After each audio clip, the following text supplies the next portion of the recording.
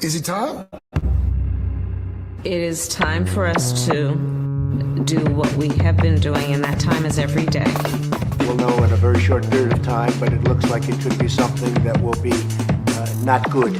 Believe me, not good. I see issue with that. And again, hey. You're not going to be able to insult your way to the presidency. That's not going to happen.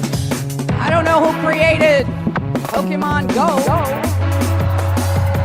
but I'm trying to figure out how we get them to have Pokemon go to the polls. I'm Ted Cruz, and my pronoun is kiss my ass. So when you think about it, there is great significance to the passage of time in terms of what we need to do to lay these wires, what we need to do to create these jobs.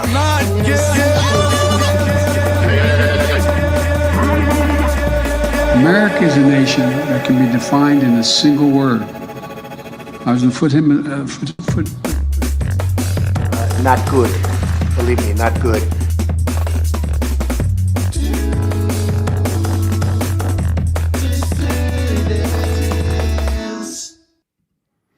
Hello, dissidents. Welcome, one and all, to a Thursday midday edition of the Do Dissidents podcast. Keaton Weiss here with Russell Dobular, of course.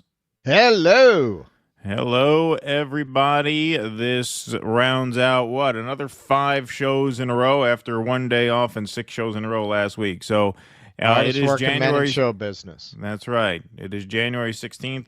We have been on the air for 12 out of the 16 days this year. That is our stats. So it has been a marathon, but it's a privilege to be able to do it. And this is our last show for a couple days. We got the obviously the flagship broadcast on Sunday night at 7 p.m. And then Russ is off to D.C. for the coronation / inauguration of the last American president, Donald Trump. That's where I'm going. Full MAGA, baby. Yeah, there you go. Full MAGA. I'm wearing my hat. I'll be like, stand up, be American. Stand up, be American. That's right. I wonder if that guy will be there. Where is that guy? Yeah, here he is. Rally, stand up, be American. There you go. Yeah. I'm gonna. Well, your father. I learned that trick at the Braga rally. Everyone was so friendly to me, and then later on they weren't, and I realized what the difference was because they could see my backpack and I had the button "Jail the real Nord Stream bomber" with Biden on it, on the backpack. But then later on, when they couldn't see my backpack, people were much more suspicious of my press badge. Interesting. Yes, that makes sense. I'm gonna put that on my backpack. Adds up, I think. We wrapped the Jimmy Dore show last night. Jimmy will be back in the host chair tomorrow. But we wrapped the show a little after 9. Jimmy sat in with us last night. That was a lot of fun. And then I stayed up until about 1 o'clock in the morning prepping some really great segments that no one's ever going to see now. It looks like, if this ceasefire deal falls through. No one is ever going to get Keaton's take on the devil and Miss Jones. Yeah, right, exactly. And I talked him into it. That's right. It's like, listen, as a married guy, you're a porn expert. Right. If we're going to start doing golden age of porn coverage, you should take the lead on it. Yeah, Russell put me up to it. No, I had an Abandoned Harris segment going. I also had some, reactions from Gaza. We put together a couple segments that seem kind of obsolete at this point because obviously news this morning is that Israel seems to be reneging on the deal. And, this is what I said last night when we were doing the ceasefire segment on the Jimmy Dore show. I said, you always have to worry about the other shoe dropping when you're talking about Israel, right? I mean, nothing is a done deal until it's a done deal because you're dealing with people who really know no bottom. There are no depths to which they won't sink. There's nothing they won't do. And so we will delve into that as best we can. Shall we get started? We shall. All right. So we're going to tell the story of this ceasefire chronologically from the hopeful period to a very, very precarious period we're in now. We'll call this segment Once Upon a Ceasefire. So Yesterday, Dave DeCamp over at antiwar.com does a good write-up on this. Israel and Hamas reach Gaza hostage and ceasefire deal. So this is back when it looked more hopeful. After over 15 months of Israel's U.S.-backed genocidal war on Gaza, Israel and Hamas have reached a hostage and ceasefire deal, an agreement first announced by President-elect Donald Trump. Hamas confirmed on Wednesday that it approved the deal, and Israeli officials have told the media an agreement was reached, though it still needs to be formally approved by the Israeli government, which is expected to happen on Thursday. Later on Wednesday, hours after the U.S. and Qatar announced the deal was reached, Israeli Prime Minister Benjamin Netanyahu claimed an agreement still hadn't been reached and said the details will be finalized tonight. According to a source speaking to NBC News, once Israel's government approved the deal, Israel's Supreme Court would then have 24 hours to appeal the decision. Qatari Prime Minister Sheikh Mohammed bin Abdulrahman Al Thani said that the ceasefire will take effect on Sunday, January 19th. Now, that is not an impossibility at this point, but the longer Israel takes before voting on this, the more that date becomes questionable. According to media reports, the deal involves 3 phases meant to lead to a permanent end to the conflict and the reconstruction of Gaza. However, details of the second and third phases still need to be negotiated, and Israel could potentially restart military operations after the first phase. The first phase involves a 42-day ceasefire during which Hamas will release 33 Israeli hostages. In exchange, Israel is expected to release hundreds or possibly thousands of Palestinian prisoners, and Israeli troops will withdraw within 1 kilometer of the Gaza border, an area where the IDF has destroyed every building, repeat, to create a so-called buffer zone. Aid will also be surged into Gaza with 600 trucks expected to enter the strip per day. So those are the terms of the deal. Again, it's a 3-phase deal. They've only ironed out the first phase. So even best case scenario, you're looking at this being a work in progress, a hopeful step in the right direction, and a major step, obviously, following 15 months of, I would say, gridlock, but it really wasn't gridlock because Biden was not attempting to negotiate with Netanyahu. He was not attempting to leverage a deal. So you can't even call it gridlock. It was 15 months of just letting Israel have their way. Not stopping them from trying to take credit for it. Exactly, right. And the farewell address. Oh, we've been working on the deal for a long time. Right, exactly. Donald Trump tweets out yesterday at noon, "We have a deal for the hostages in the Middle East. They will be released shortly. Thank you." We're recording this just about exactly 24 hours after that was sent. At 12:24 p.m., this epic ceasefire agreement could have only happened as a result of our historic victory in November, as it signaled to the entire world that my administration would seek peace and negotiate deals to ensure the safety of all Americans and our allies.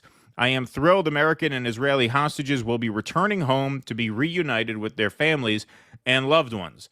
With this deal in place, my national security team, through the efforts of Special Envoy to the Middle East, Steve Witkoff, will continue to work closely with Israel and our allies to make sure Gaza never again becomes a terrorist safe haven. So that sentence right there leaves the door open for further military action down the road. Because if you're saying as part of this deal, and obviously Netanyahu has insisted from day one that they want a fully demilitarized Gaza, which means the destruction of the Gaza government, i.e. Hamas.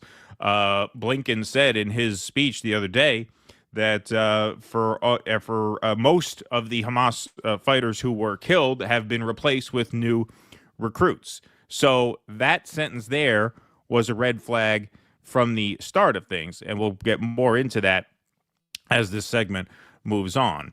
But we will continue promoting peace through strength throughout the region as we build upon the momentum of this ceasefire to further expand the historic Abraham Accords. This is only the beginning of great things to come for America and indeed the world. The rest of that you can fairly categorized as blah, blah, blah. America, America, America. According to Israeli media, the pressure Witkoff put on Netanyahu is what led to the deal. The Biden administration had refused to put any real pressure on Netanyahu, allowing him to sabotage previous efforts. Palestinians in Gaza are celebrating the news of a ceasefire. The happiness is literally eternal. Gaza's streets are erupting. The tears of everyone, the joy. Abu Bakr Abed, a journalist in Gaza, wrote on X, I lost the words. That tweet, as you could see, went far and wide, 1.3 million views as of 12:16 p.m. yesterday. So all this news broke all at once. Trump's statements, word of rejoice on the streets in Gaza. Ahead of the news, Israel ramped up airstrikes on Gaza. According to the health ministry's daily update, Israeli strikes killed 62 Palestinians and wounded 253 in the previous 24-hour period.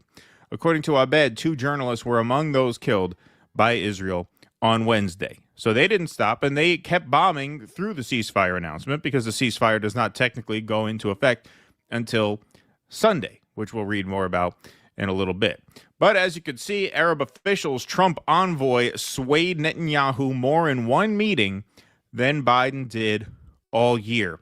A tense weekend meeting between Prime Minister Benjamin Netanyahu and incoming Mideast envoy Steve Witkoff led to a breakthrough in the hostage negotiations, with the top aide to U.S. President-elect Donald Trump doing more to sway the premier in a single sit-down than outgoing President Joe Biden did all year, 2 Arab officials told the Times of Israel on Tuesday.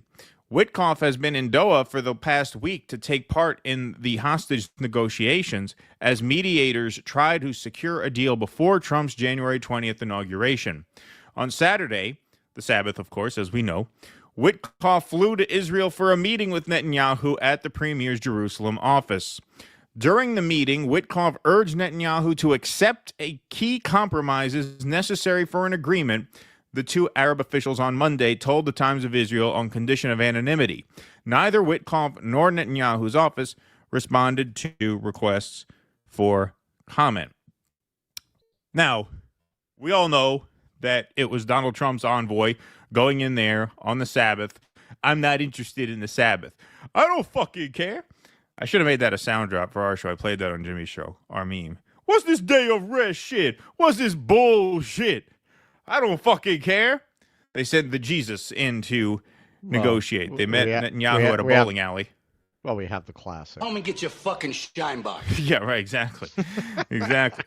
But that didn't stop Joe Biden from trying to take credit for this. Today, after many months of intensive diplomacy by the United States, along with Egypt and Qatar, Israel and Hamas have reached a ceasefire, hostage, and hostage deal.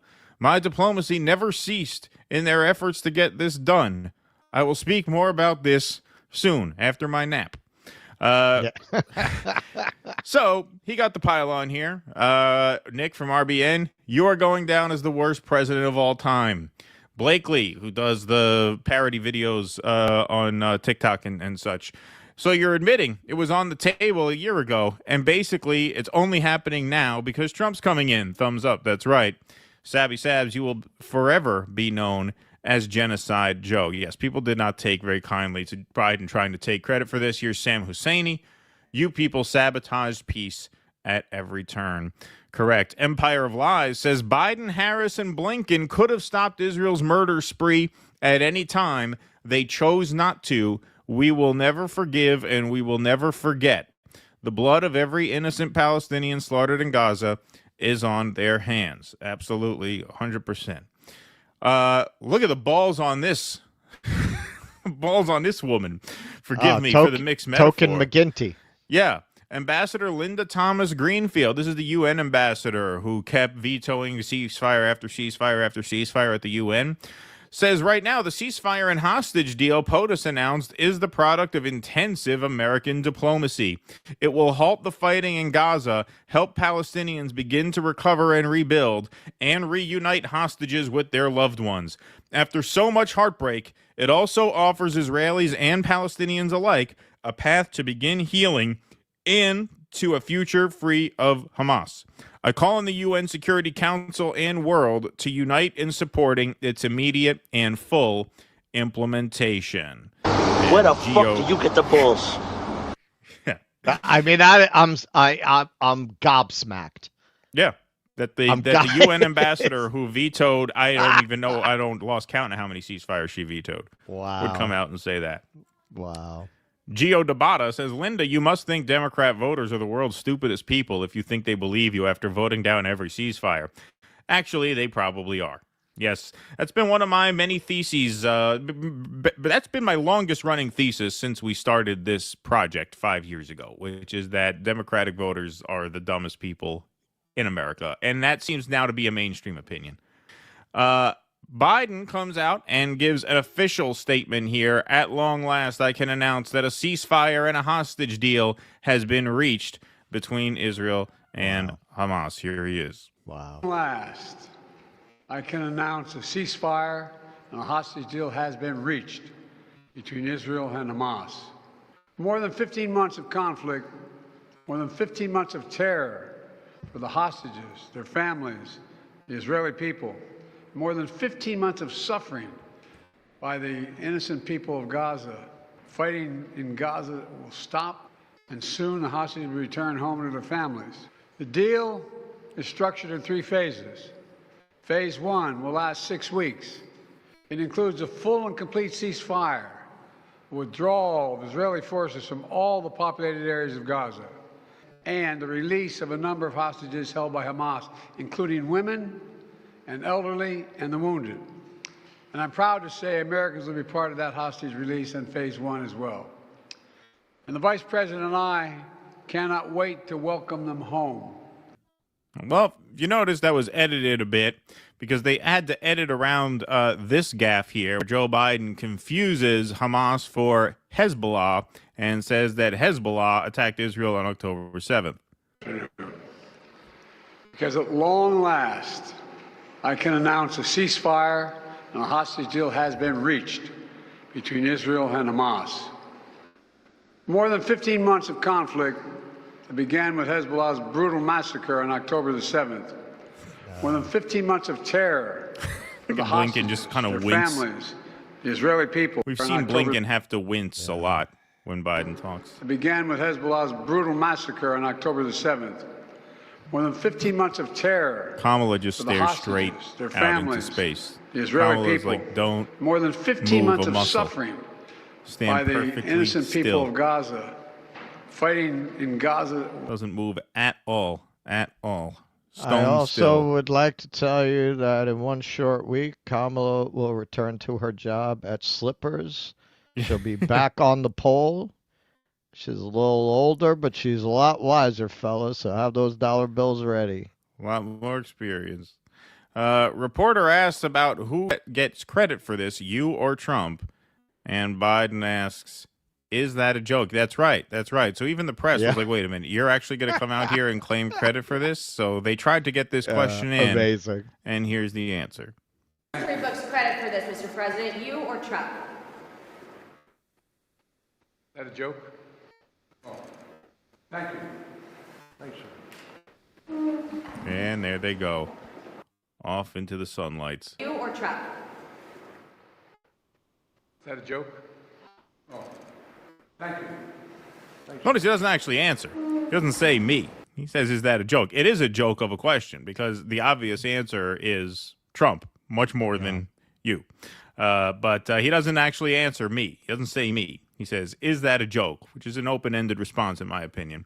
But, of course, here's Evan Hill with a receipt from the Washington Post, quoting from the Washington Post live update breakdown. A diplomat briefed on the ceasefire negotiations between Israel and Hamas credited progress in the talks in part to the influence of President-elect Donald Trump, saying it was the first time there has been real pressure on the Israeli side to accept the deal. Well, that doesn't sound like partial influence. That doesn't sound like you're saying it was in part due to the influence of Donald Trump. That sounds like you're saying it was mostly, if not completely, due to the influence of Donald Trump, because you're saying there it was the first time, that's a direct quote from this article, the first time there has been real pressure on the Israeli side to accept a deal. Here on CNN, if you don't believe the Washington Post, former Israeli diplomat Alan Pincus tells CNN that Donald Trump was the game changer behind the Israel-Hamas ceasefire and hostage release agreement. A deal like this in May. So what's your take on what got us to this moment?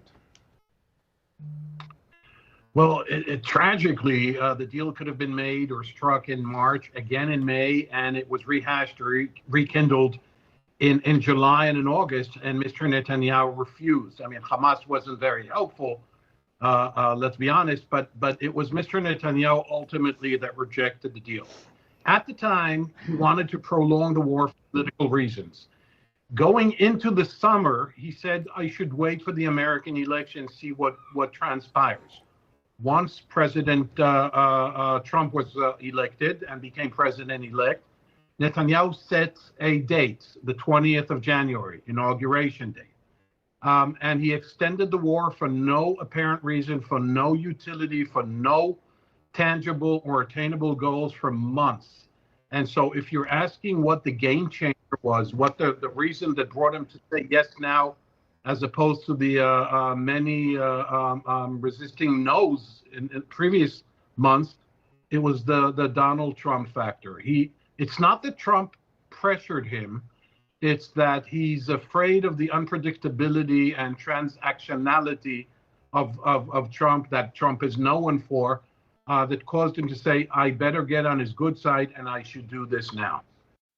That's what I always said. That's why I always use the metaphor of Trump being the six-shooter gun with one chamber empty if you're going to play Russian roulette, and that basically is what Alan Pincus is saying right there. So this all looks great. This all looks great. And at this time last night, I was planning to wrap this segment right here and talk about how Donald Trump showed up Joe Biden and secured a ceasefire, which gives a lot of credence to the argument that, yes, in fact, he was the lesser evil all along. Alas, time did not stop last night. Time did not stop last night. And once again, props to friend of the show, Michael Tracy, for sniffing out a very relevant, and in this case, I would say a very prescient receipt.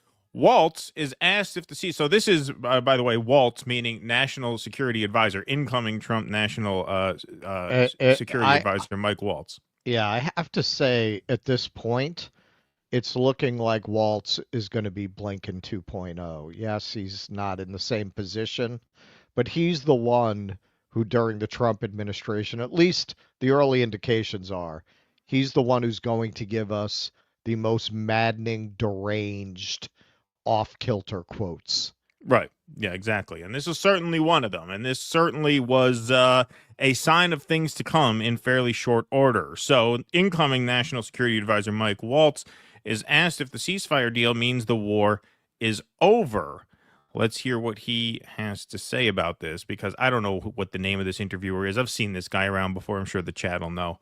But he's very concerned, as are a lot of Zionists, that peace is imminent. Very, very worried about that. From your perspective, if this deal goes through and we enter what's characterized as the first phase, does that effectively mean the war is over?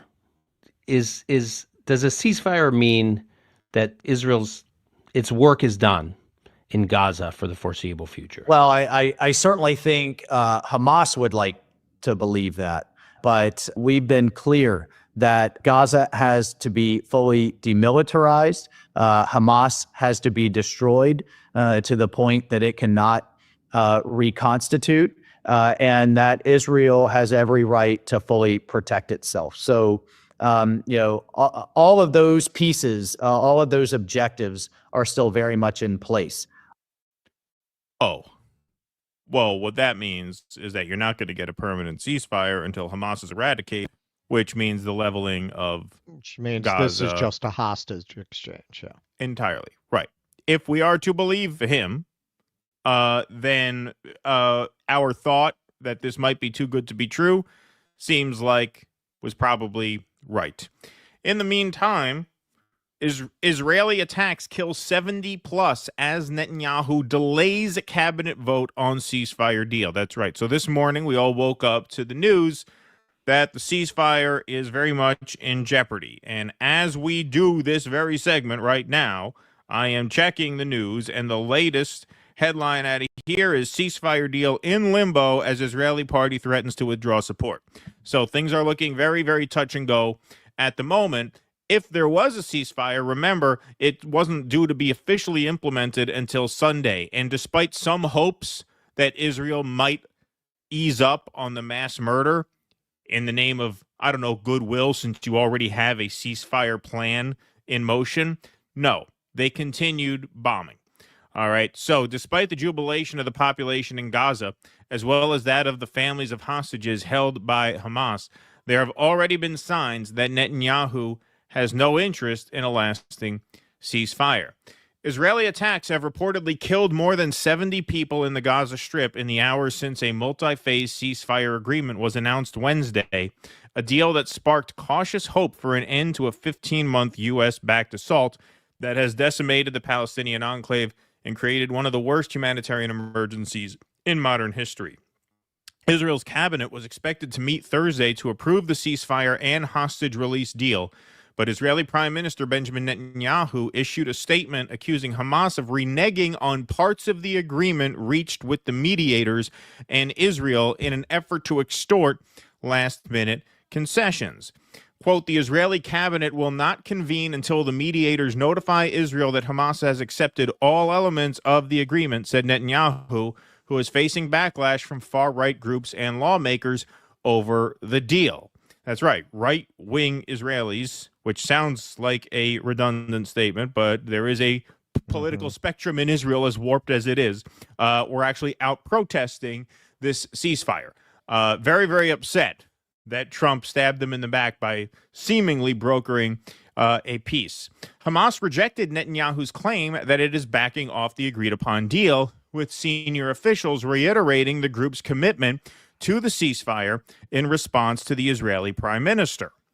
At a Wednesday press conference announcing the deal, Qatar's prime minister expressed hope that the coming days will not see any military operations, with the ceasefire supposed to take effect on Sunday. Right. So there were formalities that needed to take place before this was officially in ink and set in stone. And the hope was that there would be no violence until then, hence the celebration in the streets of Gaza. But those hopes were quickly dashed as Israeli forces continued their bombing campaign in the Gaza Strip, killing at least 73 people, including 20 children, and injuring hundreds more in attacks across the territory following news of the deal, which was a product of months of negotiations.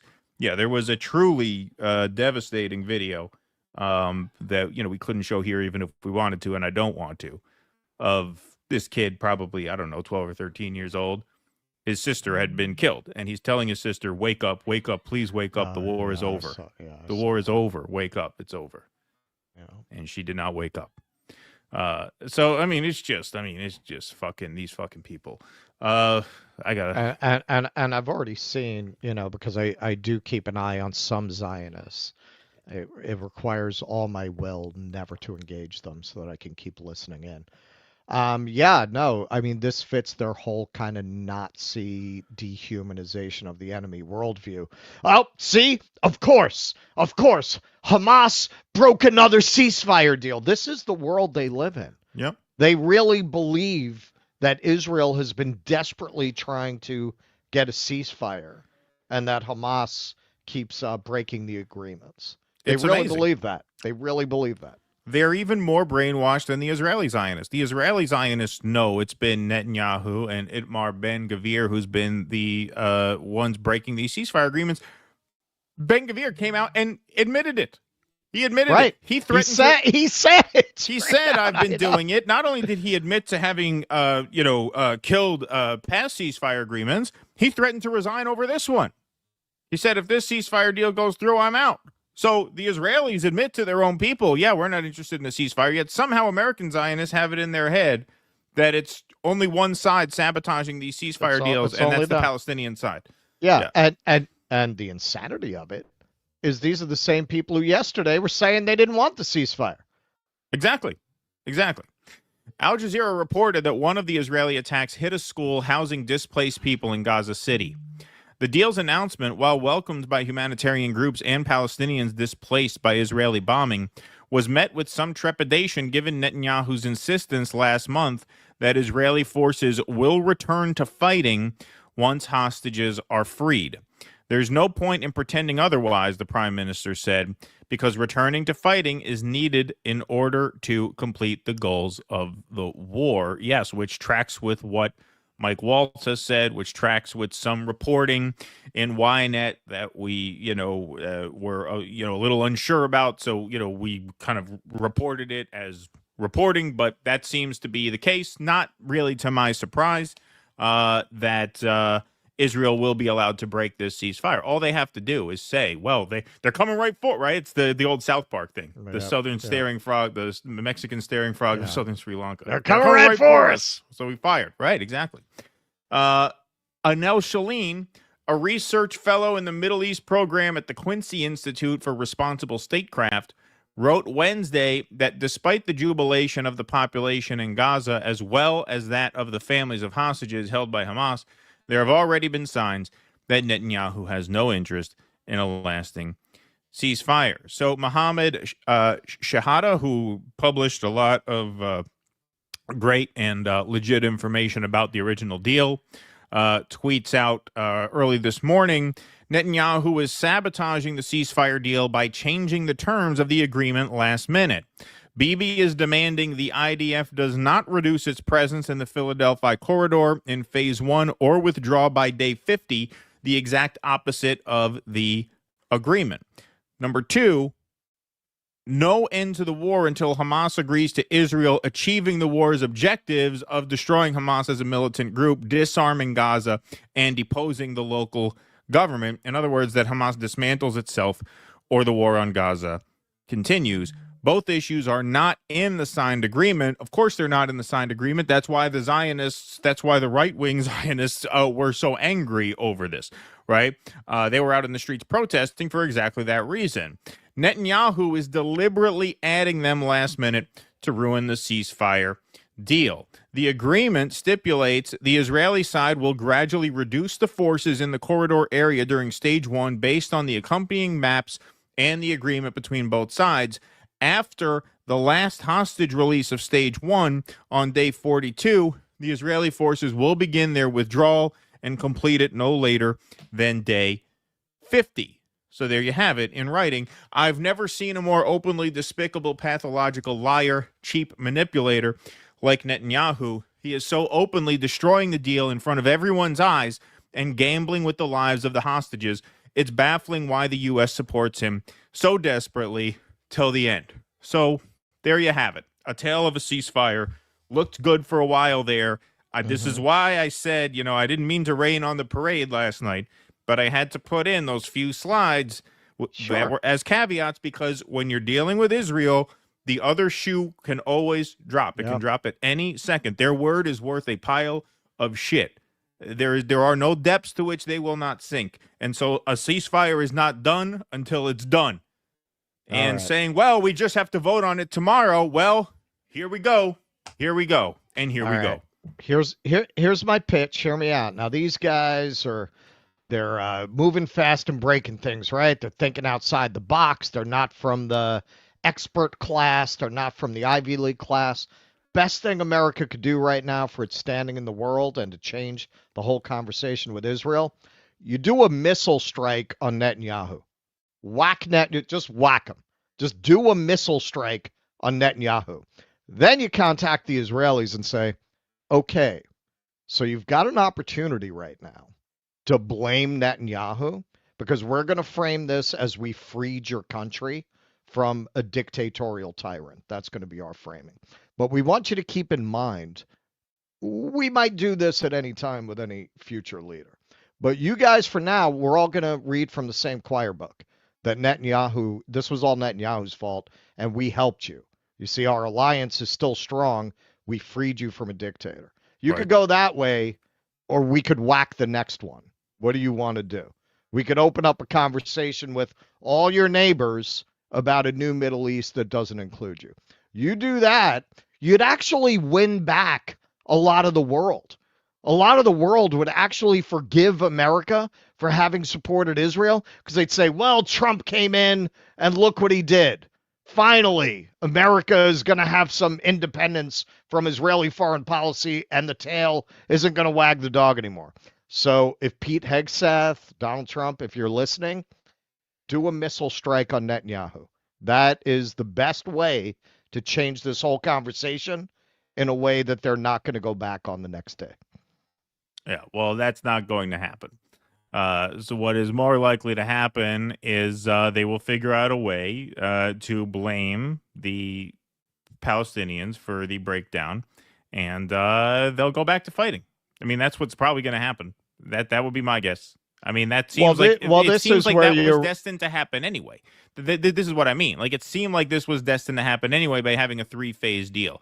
A three-phase deal where we get some of our hostages back, and then it gets caught up at phase 2. And we know that Netanyahu is willing to gamble with the lives of his own people. He's been doing it all year. Yeah, he could have had the hostages back 9 times over by now. I don't know. Well, the also, exact he's number. in legal jeopardy, right? He has to keep this war going, or he's on trial for corruption. The trial will resume if the that's war a huge ends. concern of his as well. Yeah, but obviously, I mean, we know that the hostages don't mean anything to him. What it looks like now is that Donald Trump talked a tough game, got them to say yes, and now they're going to embarrass Trump by blowing up this deal and force Trump's hand even further. What are they going to do? Are they going to figure out a way to blame the Palestinians for this? Yes, that's my gut. Even if the ceasefire went through, that would have been my gut, that they would figure out a way to say, well, the Palestinians broke it. Right. And so we're back on. And now it looks like we might not even get to a deal at all. Now, if you want to talk about a more realistic scenario than a missile strike, if this deal does not go through right now, we already know Trump and Netanyahu have a very rocky rapport because of the Stop the Steal thing and because of the Soleimani thing. Yeah. We know they don't exactly love each other, right? If Netanyahu backs out of this, that embarrasses Trump tremendously. And that is a way to get on his bad side by embarrassing him, by humiliating him, by making it look like you deked him and you faked him out. Right. Then there might be some more tension there. I don't think it's going to result in military action against Netanyahu, but Trump might be more inclined to just cut them off.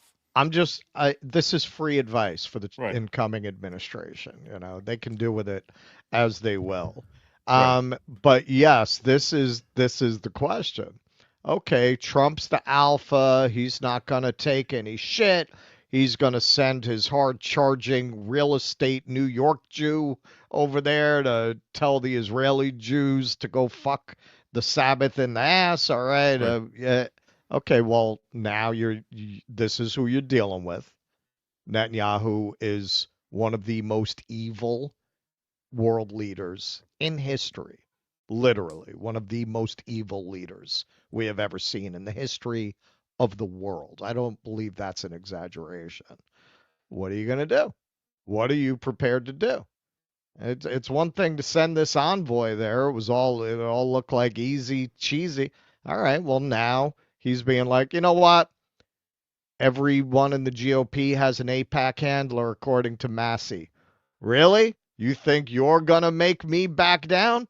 I'll make a couple phone calls to AIPAC. I'll call the ADL. I'll have all of our AIPAC puppets leaning on you. You can't put handcuffs on me. All right, so what does Trump do then? What does he do? What do you do? What can you do? Can Trump even stop the flow of weapons? Can Congress override that? Because Congress votes for that. So if Congress passes weapons packages to Israel and Trump vetoes them, they probably have, 75, 80% majority who would just override that veto. Sure. You may just be totally fucked here. You may be totally fucked here. And this is, it's looking worse and worse by the second. And he staffed his whole cabinet with Zionist maniacs. Right. So how's he going to get them on the same page with him if he wants to mount some kind of an opposition to these policies? Exactly. You picked for defense secretary a guy who thinks we should establish the Third Temple, which would start World War III. Of course. You got Huckabee, who's pretty much another Zionist Christian Book of Revelation whack job. You got Marco Rubio, who's pretty much Anthony Blinken with a tan. So who's going to oppose him? No, it looks like you could have a collapse of this deal right now. That's what it looks like. It looks like you could. And the question is, what does Trump do next if this deal falls through? Because that's major egg on his face. That's the thing Trump hates the most, is having egg on his own face. So if he comes out of this with egg on his own face, heading into the inauguration, what's his next move? What's his next move? Well, does he call him up because, and say, look? Because he let Miriam tell him how to staff his cabinet. If you want to pull your administration together and start screaming about how the deep state's in the pocket of Israel, well, you should have picked a crew that's down for that mission, and you did not. Right. No, he did not. Well, again, look, I don't know that. I don't think he's really up for this. I don't think he's up for this. I think he gave it his best shot, and it almost came together, and we'll see. We'll see what happens. I mean, at this point, I would say it's 50-50 that this happens.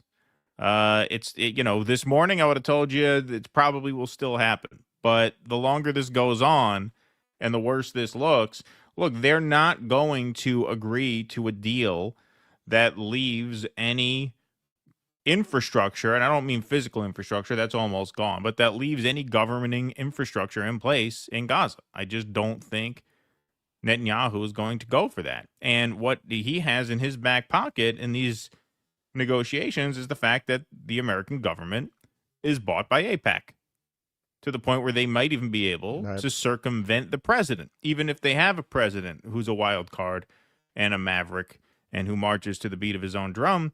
That might not be enough. It really might not be enough. Now, does Trump carry a big enough stick to whip some votes against Israel funding and really play hardball?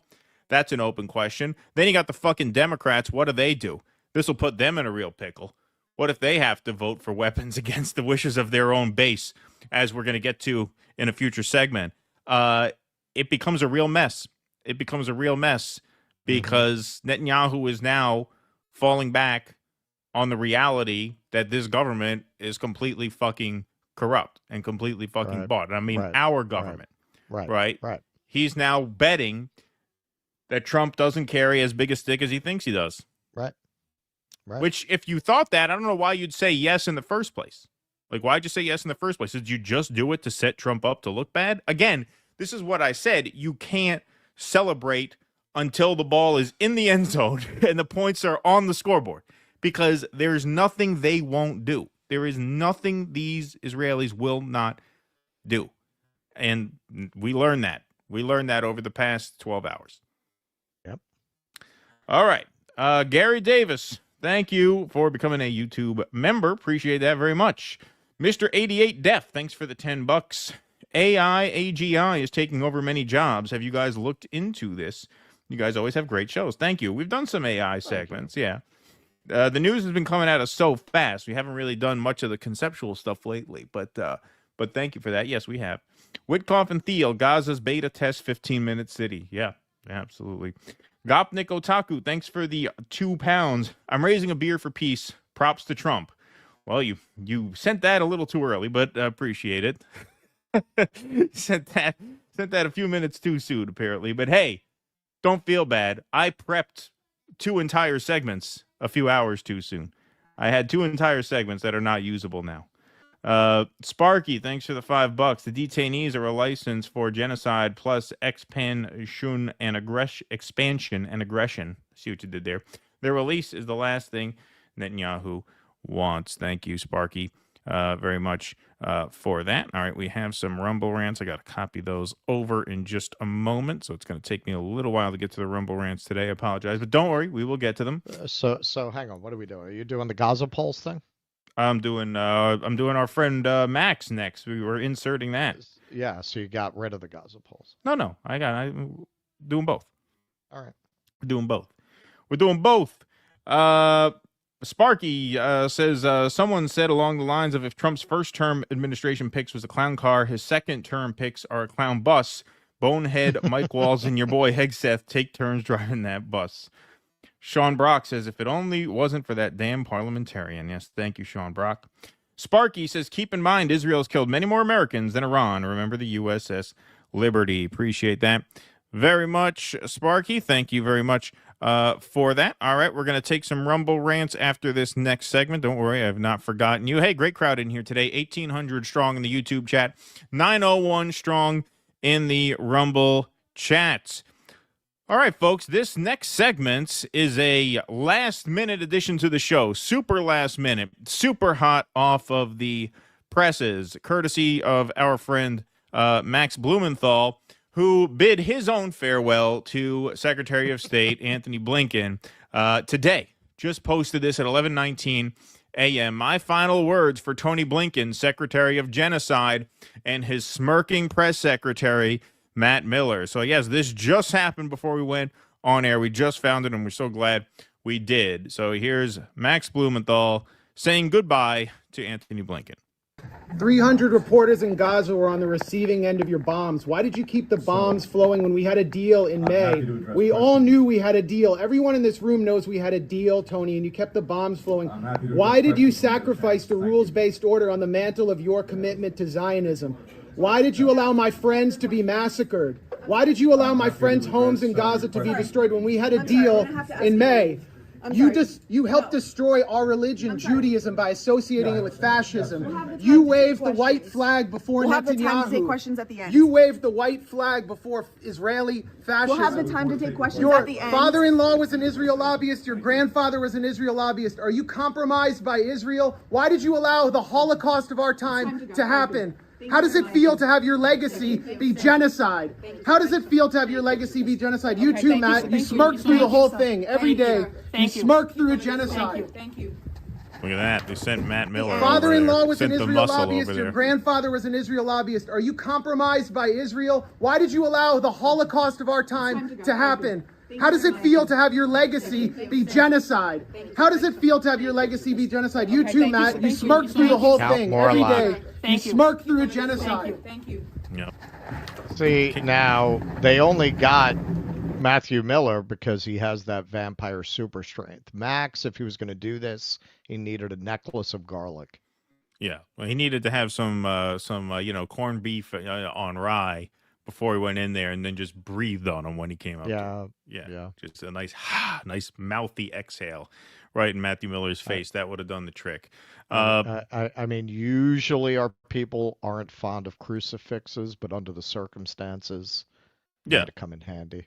You got to do what you got to do. That's right. So, obviously, very, very well done by Max there, really checking all the boxes. Obviously, Max has been to Gaza. He's written books about this. He does know people in Gaza. He does have a personal connection to the place. He does know people who have been murdered. And I think what he said there, too, Max is a Jewish guy. So is Antony Blinken. You've destroyed our religion by tying it to fascism. Right. All very, very well said, but not according to CNN. So thanks to Vic B in Vermont, who I think watches our show, because if your Twitter handle is close to what's in the chat here, I'm pretty sure you are a viewer of this program. So thank you for finding this.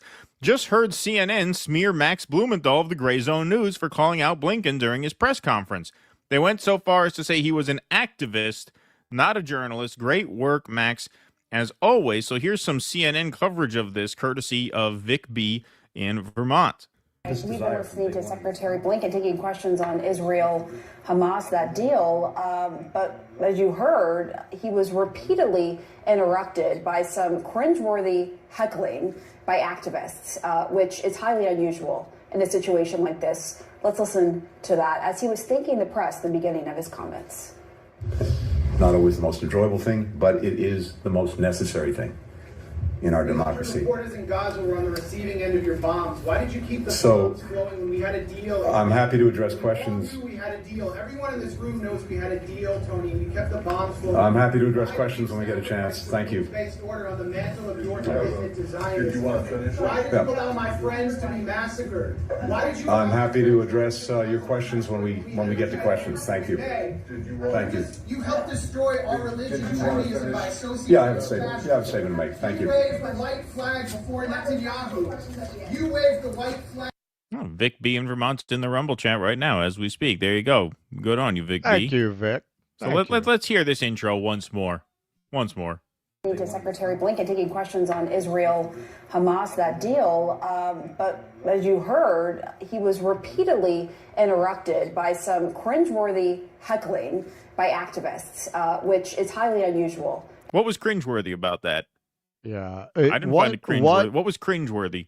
What a disgusting disgrace this woman is to the profession of journalism. How dare she call herself a journalist, sitting there in that studio peddling propaganda while Max goes into that room and asks the questions that nobody in that room, certainly nobody like her, would have the balls to ask. And that's why she has that job. And this is why nobody watches CNN anymore. Nobody who would ask Anthony Blinken those questions would ever be sitting in that chair.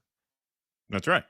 That's right. It never even occurs to them. Hey, you know, you're being a journalist means, you know, waiting your turn and waiting for them to call on you and asking your very polite question and let them gaslight you out of it, let them spin their way out of it if it's a tough question, and then you take your seat like a good little boy or a good little girl. No, this is an actual act of journalism. And, you know, I like how, yeah, she definitely, you know, she calls them activists and not journalists. That was a press room. So Right. I'm pretty sure you can't get in that room unless you're a journalist, unless you are a credentialed journalist. This wasn't a town hall. This wasn't, you know, the Atlantic Council, which has, you know, I'm sure you got to get invited to those things, but whatever. It's a civilian event.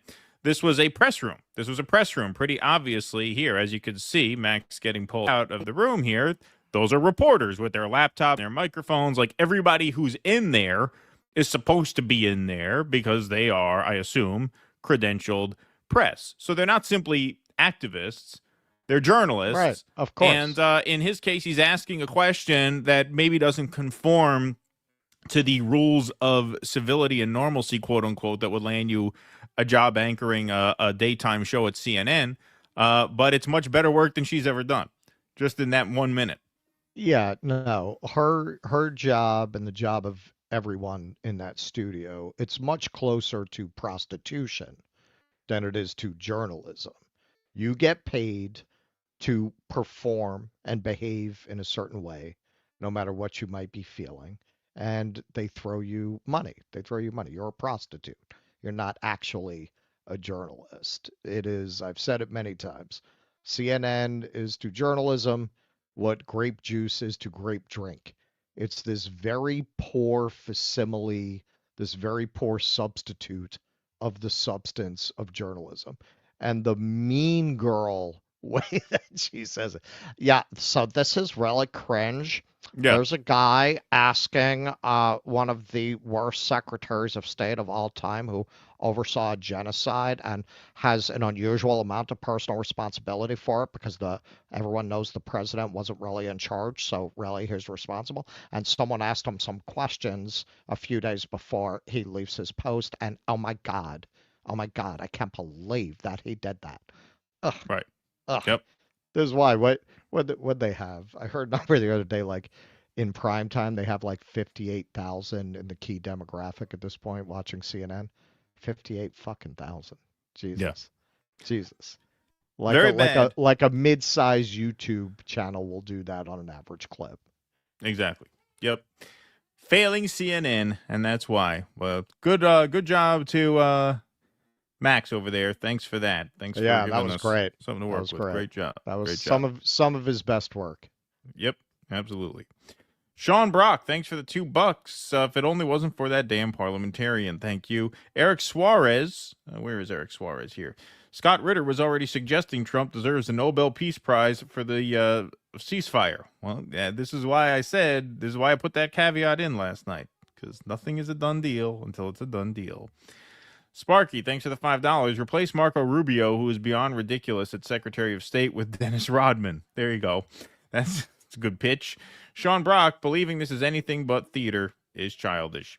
Eric Suarez, ICJ is getting a Zionist as a chairwoman. Interesting. Brock Sampson, I don't think Trump will let himself to be cucked. Well, we will see. We will see. So far, it doesn't look great. Does not look great. Hey, Hillary Hinton over on Rumble. Mr. Hegseth, can you please explain to the panel the meaning of the term Cleveland Steeper? Thank you, Hillary Hinton. Appreciate that very much. Does Give, Send, Go take requests? If so, I pledge $1,000 if Russ wears his vest and gets into a fist fight with random MAGA guy at the inauguration. There you go. All right. Thanks, Kenman, for the offer. I think it would be great if Russ, Keaton, and Colonel McGregor in uniform went on an all-night NYC drinking binge and raised hell. No need for a DD. Russ can steal a horse and carriage. There you go. Yes, that'd be funny. That would be quite an episode. Quite an episode. If we can get the Rumble homepage for that, that would be their best numbers they've ever had on a live stream. That would be pretty epic. The China Shill says there were fake ceasefires under Biden. This is no different. Yeah, this is the closest they ever came, though. This is the time when they both said, okay, we're there. We're there. And then are reneging at the last minute. But you're right. There have been fakes in the past. Abiding 71, Corn Pop helped cater Sammy Davis Jr. adult gender neutral bat mitzvah summer of 61. Thank you, Abiding. Appreciate that very much. Hillary Hinton says, Russell, go to Atlantic City and get lobster thermidor at the Knife and Fork. Great cocktails, vintage decor, speakeasy ambiance, and chances are that the corner table is deciding who gets whacked. There you go. An old mob hangout. Thank you, Hillary Hinton. Max the Goat Blumenthal says, Ranger Biker. Appreciate that very much. All right, folks, we're going to move right on along. So we've been talking about the ceasefire that was and then maybe wasn't, and we'll see what happens. And Max Blumenthal's farewell to Secretary of State Antony Blinken. But here's an interesting piece of polling about the election from 2024, which suggests that Kamala Harris may have paid a heavier price for her support for Israel than was originally thought. Kamala Harris paid the price for not breaking with Biden on Gaza. New poll shows, is from Drop Site News. From 2020 to 2024, Democrats saw a staggering drop-off in support at the presidential level, with some 19 million people who voted for Joe Biden staying home or not mailing in their ballots in 2024. Now, a new survey conducted by YouGov suggests Biden's support for Israel's unrelenting assault on Gaza played a surprisingly large role in the choice of those previous Biden supporters not to vote. The top reason those non-voters cited, above the economy at 24% and immigration at 11%, was Gaza. A full 29% cited the ongoing onslaught as the top reason they did not cast a vote in 2024. Looking narrowly at states that swung from Biden in 2020 to Trump in 2024, the number is smaller, but in those states, 20% still cited Gaza as the reason they didn't vote again. The poll was paid for by the Institute for Middle East Understanding Policy Project, which has been an outspoken critic of Israel's assault on Gaza. So good for them. They looked into the data a little bit. Of course, diverging from Biden on Gaza risked losing voters who supported his policy, but a close look at the survey suggests that risk was low compared to the potential reward. Voters who were with Biden in 2020 and stuck with Harris in 2024 were asked if breaking with him on Gaza would make them more or less enthusiastic about voting for Harris. By a 35-5 margin, they said doing so would have made them more enthusiastic to vote for her, with the remainder saying it would have made no difference. So that's a key piece of information, too. Of those who voted for both Biden and Kamala, among those voters, 7 times the amount who said it would be that her reversing her Israel support would make me less likely to vote for her. said it would make them more likely to vote for her, which means she had almost nothing to lose, really nothing to lose, by reversing her stance on Israel. And poll after poll showed this, not just general polls, but swing state polls. Large majorities of swing state voters, not just swing state Democrats, but swing state voters, favored a ceasefire, favored conditioning aid to Israel, if not cutting them off outright. And so that wasn't a huge surprise. What is a bit of a surprise is how big a factor this was in depressing the Kamala Harris vote. The survey showed that the issue of Gaza was most salient among white voters, 34% of whom said it was the top reason they didn't vote for Harris, and Hispanic voters, 27%, while less so with black voters, just 9%. The issue factored most heavily in Arizona, Michigan, and Wisconsin, and less so in Pennsylvania, where 19% cited it as the top reason not to vote, Nevada and Georgia, according to the survey. So here are where the numbers break down. Arizona, 38% of Biden 2020 voters who abstained from voting Kamala cited Gaza as the top reason. 32% in Michigan, 32% in Wisconsin. Those are all very large numbers. Even the Pennsylvania number is not tiny, 19%. That's about 1 in 5. So this was the final electoral map. If you give Kamala the 3 states that had over 30% defection due to Gaza, that doesn't quite get her to 270, but it gets her right on the doorstep, which makes the rest of the election a much lighter lift. And obviously, if you add Pennsylvania to that, that would put her over the top. But alas, that was not to be, because no such departure in policy was ever put forward. On January 12th, the Times of Israel published an interview with Jack Lew, Biden's ambassador to Israel, in which he acknowledged the impact of the administration's decisions on Gaza.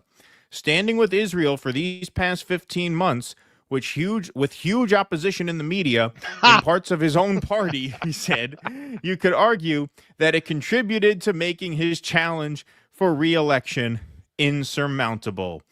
If we look a little deeper into the numbers of this YouGov poll, these are among Biden 2020 voters who abstained from voting for Kamala Harris. So these are mostly, almost all Democratic voters, okay?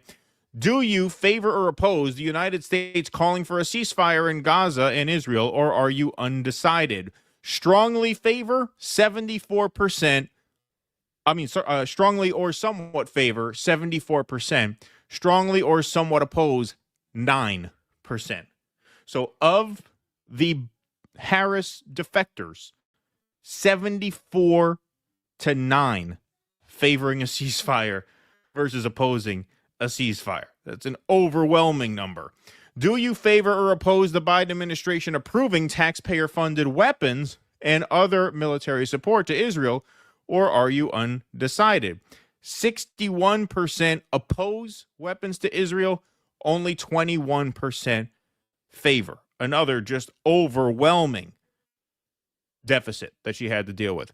Do you favor or oppose the Biden administration approving taxpayer-funded weapons and other military support for Israel, even if the United States government has no control over whether the Israeli military uses those weapons on innocent civilians in Gaza, or are you undecided? At that point, it gets even more staggering. Only 15% favored basically unconditional weapons to Israel versus 66% opposed. So if you look into those numbers, Trump won all of the swing states. He won the popular vote. He has this mandate. And so that kind of put in a lot of our minds that, yes, while the Gaza issue was one of many, it perhaps was not as big as it could have been had the election been tighter.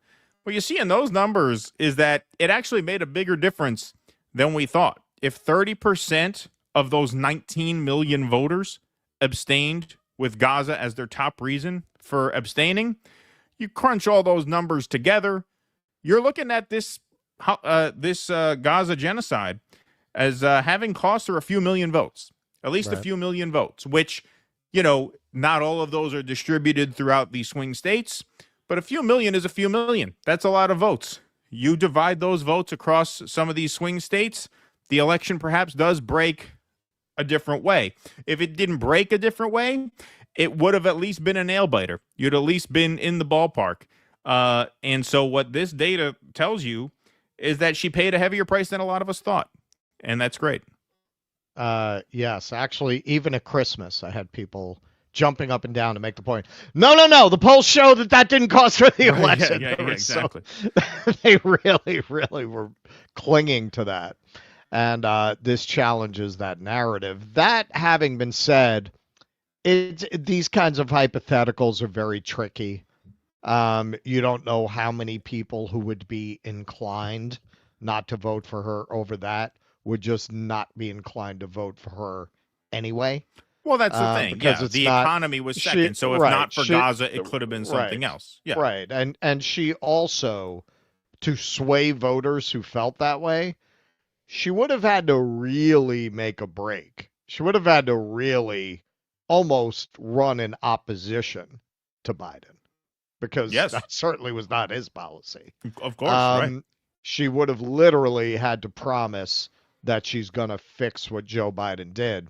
And so what does that do on the other side? Because the Democratic Party is full of these Zionist maniacs, particularly at the upper echelons. So she gained with these people. How much does she lose with just nutty libs? So again, it's this kind of hypothetical. You don't know how that would play out. I would say pretty definitively that the idea that all those people end up voting for Biden for Harris if she had a different policy is a red herring. Like that wouldn't happen, and you're not accounting for people who would reverse. Can you say probably with definitively this issue mattered more to people than you've been led to believe, and her numbers probably would have been better on the whole if she had taken a different course with that. And also remember, that would have challenged the overall narrative that I certainly put out there, I believe with justification, that she's a deep state avatar, that she's a puppet with no thoughts of her own, no ideas of her own, and she's simply going to be a pure figurehead, which is essentially what Biden has been. She'll just be one that can pronounce words.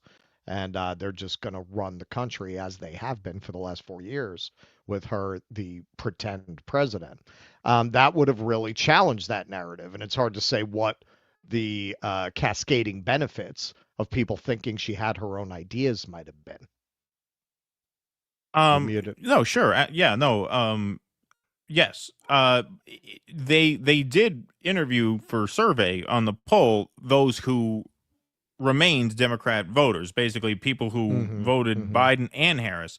And among those, as it says there, 35% of those who stuck with Harris would have been more inclined, more enthusiastic to vote for Kamala had she changed Israel policy. Only 5% said that they would have been less likely to vote for Kamala. So what that suggests is, yes, absolutely, she would have lost some support and she would have lost a lot of money. That's the thing. The people who are more inclined to protest the Democratic ticket over backstabbing Israel are also, people who tend to write checks. They tend to skew a lot wealthier. They tend to skew more PMC. Well, so that was a concern. Well, maybe, at that point, she could have been smarter about how she spent her freaking money.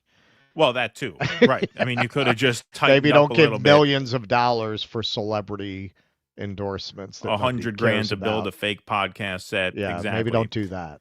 And yeah, look, as I said there, if you're looking at 19 million fewer votes between 2020 and 2024, and the number is about 30% listing Gaza as their top issue. If Gaza was the make or break for 30%, then you would say this cost you about 6 million votes, right? Now, we're not saying it was the make or break because, as you said, if it wasn't Gaza, it could have been immigration, it could have been economics, it could have been something else.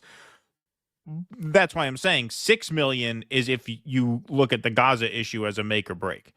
It's not a make or break. It was the top reason, which means you probably could have salvaged 2 or 3 million of those votes. Probably 2 million would be my guess if I had to put a number. You'd probably be 2 million votes richer had you broken from Biden on this policy, which, again, given the bath you took, is that likely to have flipped it? No, but that's a big chunk. 2 million is a big chunk of votes, especially if you're talking about 38% in Arizona listing it as a top reason for not supporting you, 32% in Michigan, 32% in Wisconsin. If that puts you over the top in those 3 states, well, that doesn't quite get you to 270, but it gets you a lot closer, which means it's a much lighter lift in the other swing states. You can now devote more resources to those other swing states. You can build fake podcast sets all over Pennsylvania, North Carolina, and Georgia at that point. You can have Call Her Daddy come to all the swing. You could do a swing state Call Her Daddy tour, and maybe that pushes you over the top, right? It gets you closer. It gets you a lot closer. And I think the takeaway from this is she'd have been a lot closer had she displayed some courage. You can get on the poll. Yeah, right. Yeah, exactly. Exactly. They could have, think of all the money they could have freed up and how creatively they could have spent that. If only they had switched and broken with Biden on Israel. But that, of course, was not to be. All right. Cole 3000, Trump even tries to mess with Israel funding for weapons. 100% chance there will be another near miss, as we'll say. That is a concern, of course. Ham Hawk, from fascist governments to wind events, we're all to see if ceasefires can hold. That's right. That's right. There was not a ceasing of fires in Los Angeles. That's for sure. All right. What do we got here? Eric Main says, I was enjoying a lazy morning of drinking the Kool-Aid and positive vibes when your pessimistic reality check woke me up. Who needs Rumble coffee? LOL. There you go. Hey, like I said, man, I was planning on doing a much brighter show. I was planning on doing a much happier show. I had it all ready to go. It's don't make the news. We just report it.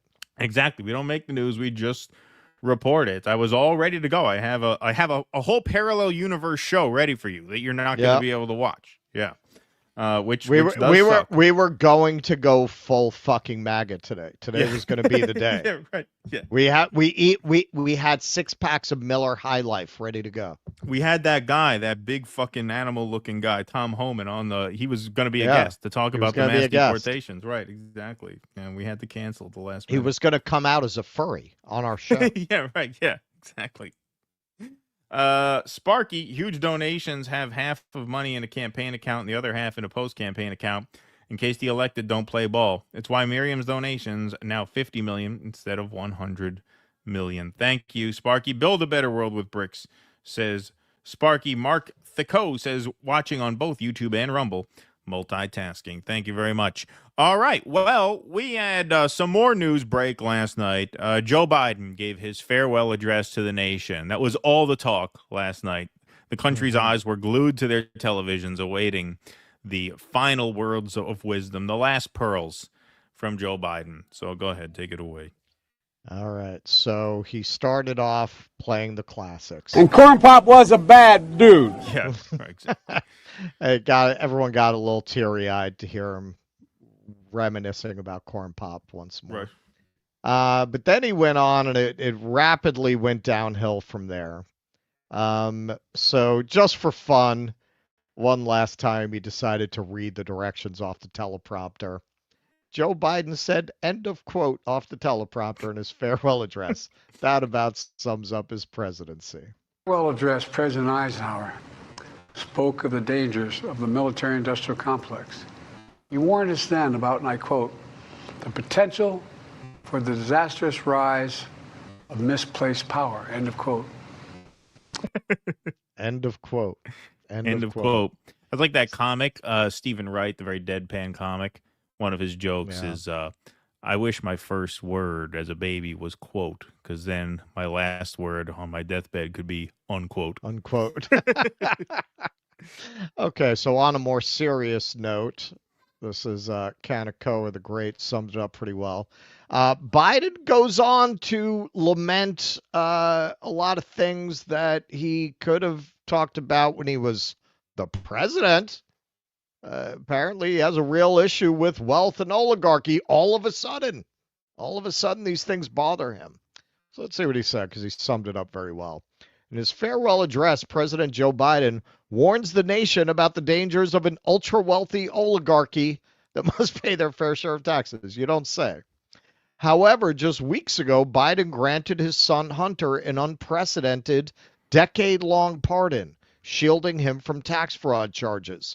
6 major banks, including J.P. Morgan Chase, Bank of America, and Wells Fargo, filed over 170 suspicious activity reports with the Treasury Department alleging the Biden family's involvement in money laundering, human trafficking, and tax fraud. Congressional investigations uncovered that foreign funds from Russia, China, and Ukraine were funneled through 20 Biden-linked shell companies before being distributed to 9 Biden family members, including a grandchild. Not the one he doesn't acknowledge, a different one.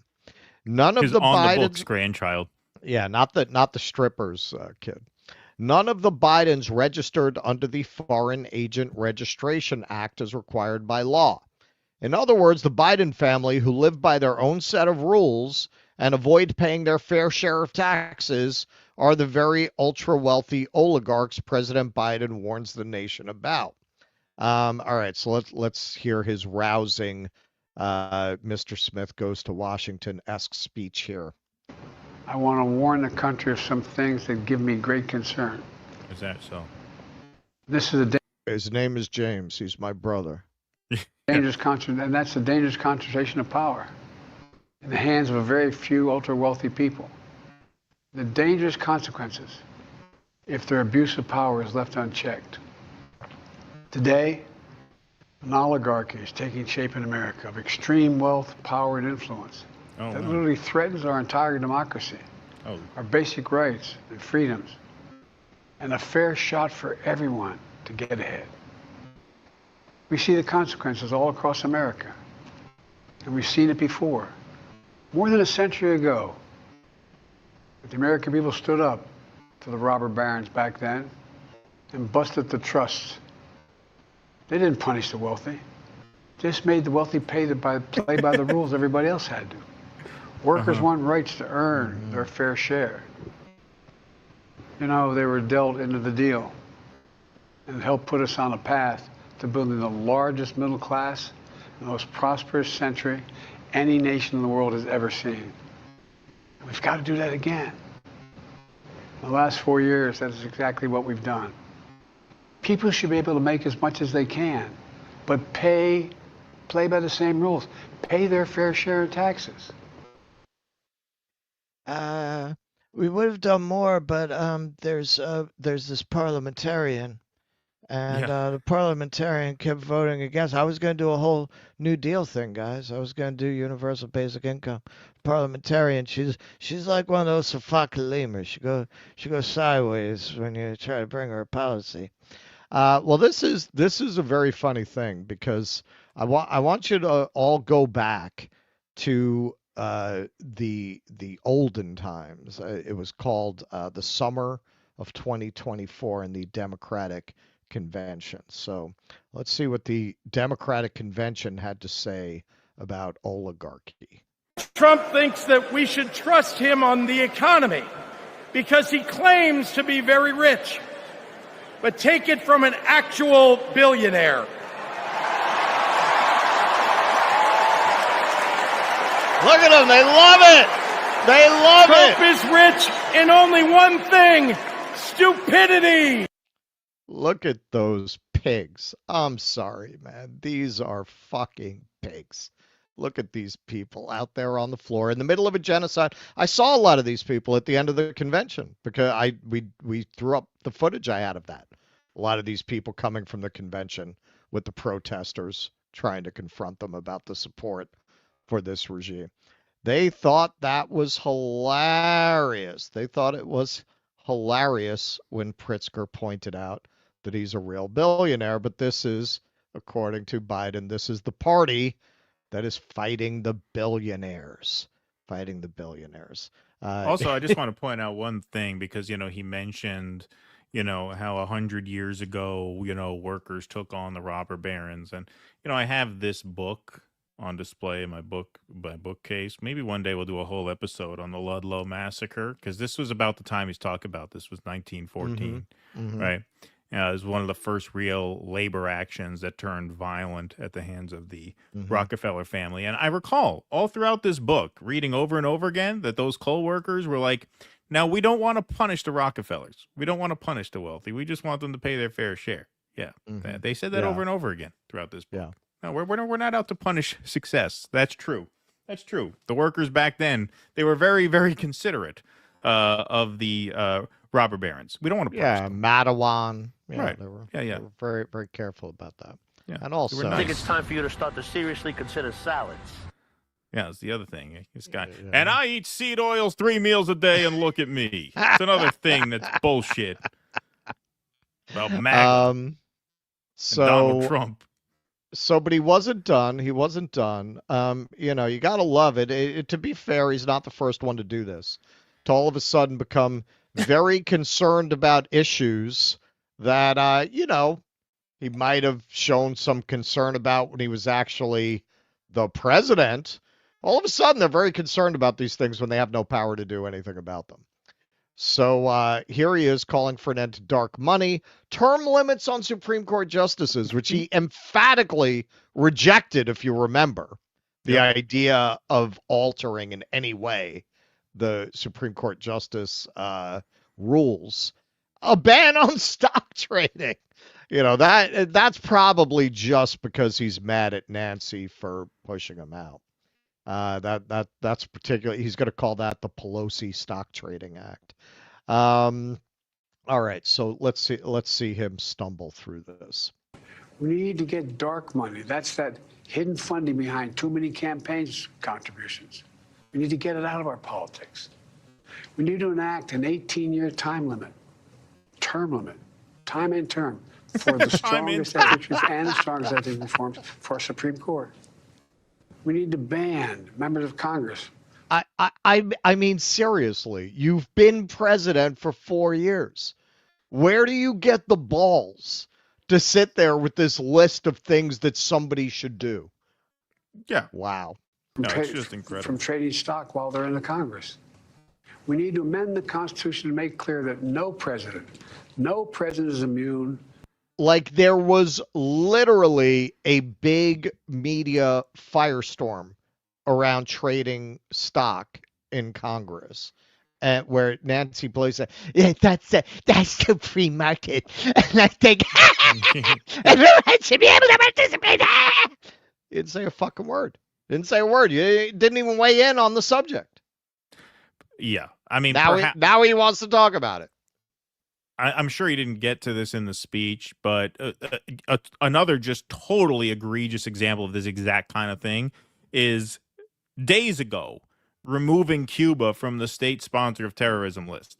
Right. When you could have done that, and you know, could have done that as soon as you came in. Right. If you did that as soon as you came in, they'd have a 4-year respite from the kind of sanctions and sort of diplomatic and economic penalties that come with being included on that list. It's not just a symbolic thing. Like, it actually materially hurts the Cuban people to be wrongfully put on that list for obviously no fucking reason. He could have done that as soon as he took office, and then they'd have had a 4-year break from that designation, because, you know, as soon as Donald Trump sets foot back in office with fucking Marco Rubio as his Secretary of State, he's going to put him right back on. So he could have given him a 4-year break from that. Instead, he gives him, 3 weeks? From crimes that he or she commits while in office. The president's power is not limited. It's not absolute. Mm-hmm. Yeah, but you had no problem abusing that power to pardon your son. Now, I gotta say, as we'll see in my Louisiana segment, most of the conservative commentators, certainly in corporate media, are just the bizarro world counterpart of the MSNBC level of stupidity and moronic commentary. I gotta say, Scott Jennings on CNN is pretty damn good. He's pretty good at what he does. So I actually grabbed his quote. And what's really funny about it is the DNC shill trying to say that the problem is messaging. It's really just messaging. I think the way he's leaving office has been, frankly, pretty terrible. He's going to be remembered for a few things. But politically, it's mostly for when he was vice president, he and Obama sort of ushering in the Trump era initially, and then as he's leaving office as president, bringing back Trump and Trumpism stronger and more popular than ever. Today, Biden has like a 61% disapproval, and Trump is over a 50% approval and more popular, and his ideology is more popular than it's ever been. If everything you say is true, the Democrats should have had no trouble getting reelected in this election, yet they were. It's an issue of a communications failure. I know, and for Democrats, it's always been about communication and no introspection about the policies that led to him leaving office as one of the most unpopular presidents. When I watch this tonight, I remain astonished that he, his family, and other people around him thought he could ever run for another term. I mean, there's no way he could serve another 6 months, let alone another 4 years. The fact that they pursued that farce for as long as they did, to me, remains one of the most astonishing things about this term. So, where's the lie? Nope. Couldn't have said it better myself. Absolutely. So there you go. Here's the poll he's referencing, and it's a CNN poll. 61% believe Joe Biden's presidency was a failure. Only 38% consider it a success. There's Cat Turd, friend of show Cat Turd, worst president in history. I like that. Dip Shitler. Yeah. Ultra MAGA Kelly, goodbye, slobbering, senile Joe Biden, the worst president ever. No one will miss this thing except Joy Behar. This worst president is trending on Twitter, by the way. Danielle, we've been feeling the full impact of your administration for 4 years. I hope you go down in the dustbin of history as the worst fucking president ever. Bye. So it sounds like she might agree with you that he gave George W. a run for his money. I do think he is going to go down in history as one of the worst presidents in history. I think there's recency bias, who remembers Tyler now, right? Like there have been a lot of awful presidents, but in modern times, certainly among post-war presidents, he can make a strong claim for the title of worst president in the post-war era. Yeah, and look, the imperial era is, to me, the most appropriate era to think about who the worst president is, because they were in the position to do the worst damage once we became the global hegemon, which, we were not under President Tyler, right?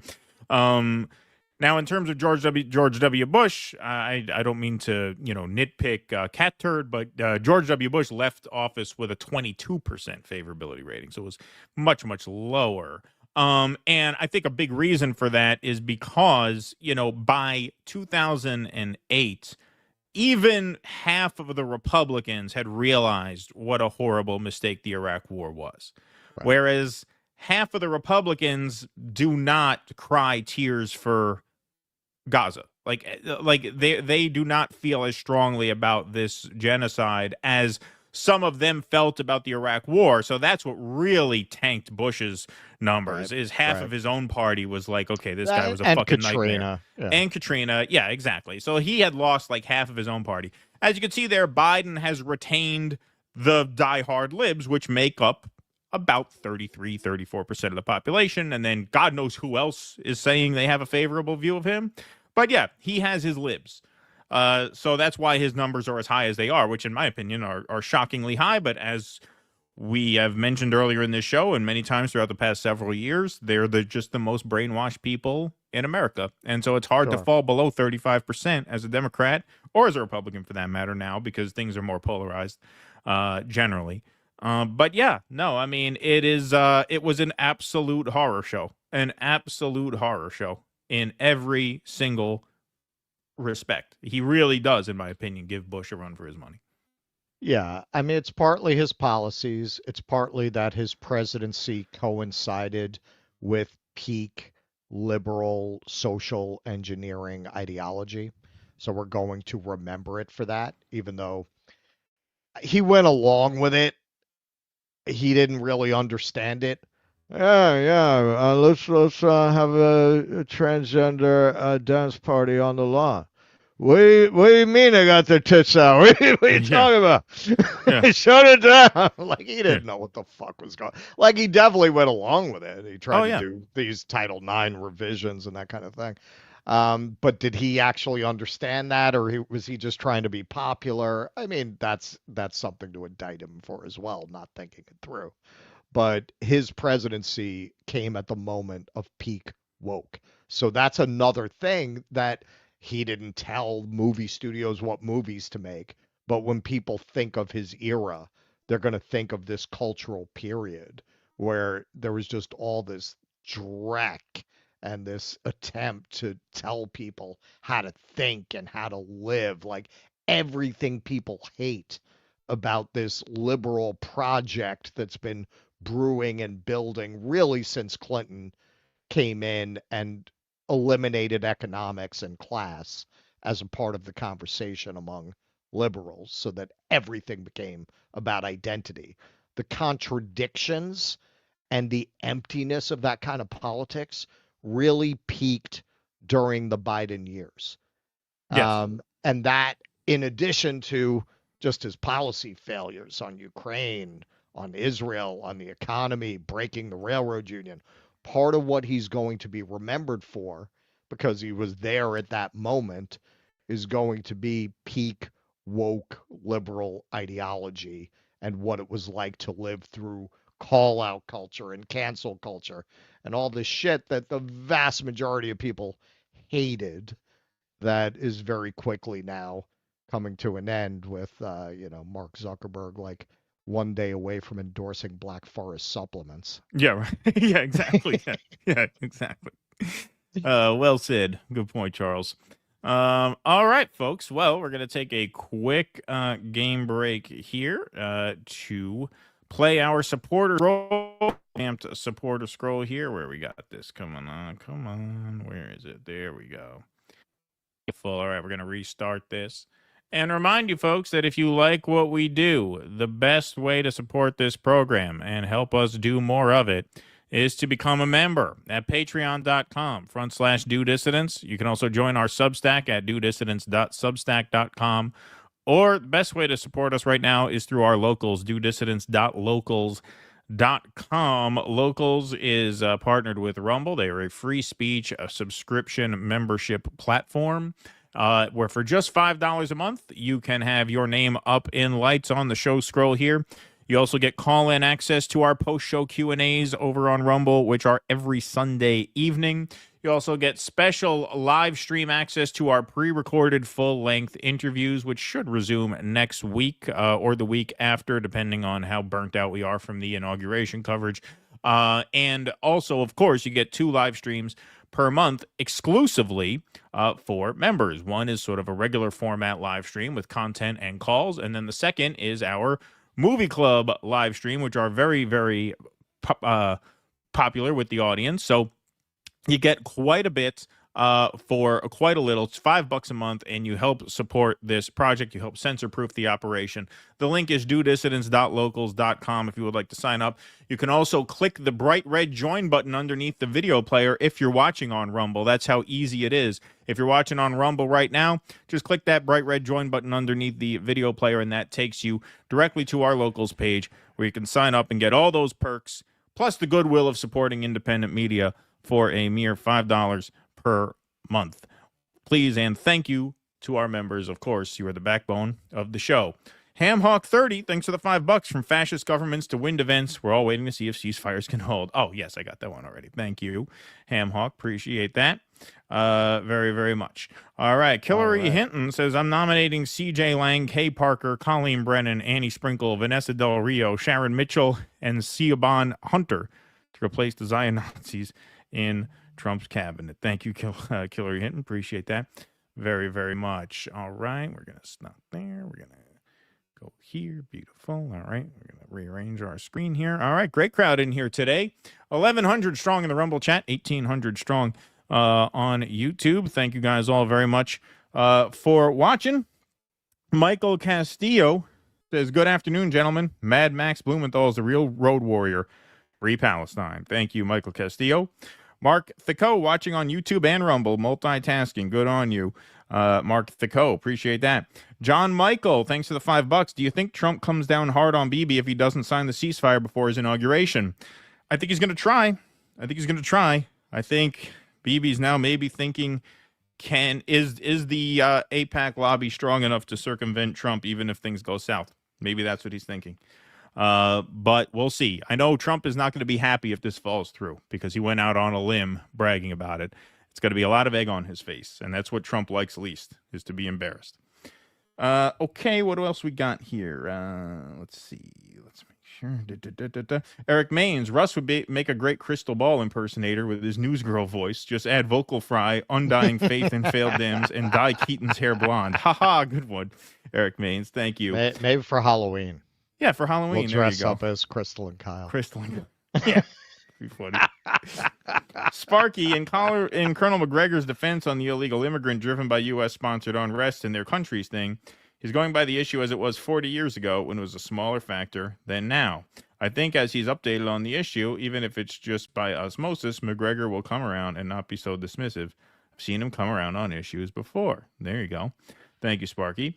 Marianne Cummings. You know, a lot of these guys, from my experience of just being in this space for a while now, they're just so stuck in a Cold War mentality. This is really, you know, this outgrowth of communism is the absolute worst thing to ever exist or happen in the world. And every evil in the world is measured against the ultimate evil of communism. So no matter what you're talking about, everything goes back to communism and the need to stop communism. Well, yeah, and in fact, our next segment is actually a fun and heartwarming story about communism.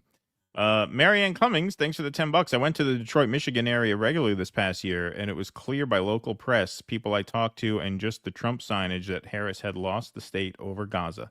Thanks, guys, and Max. Thank you, Marianne. Appreciate that very much.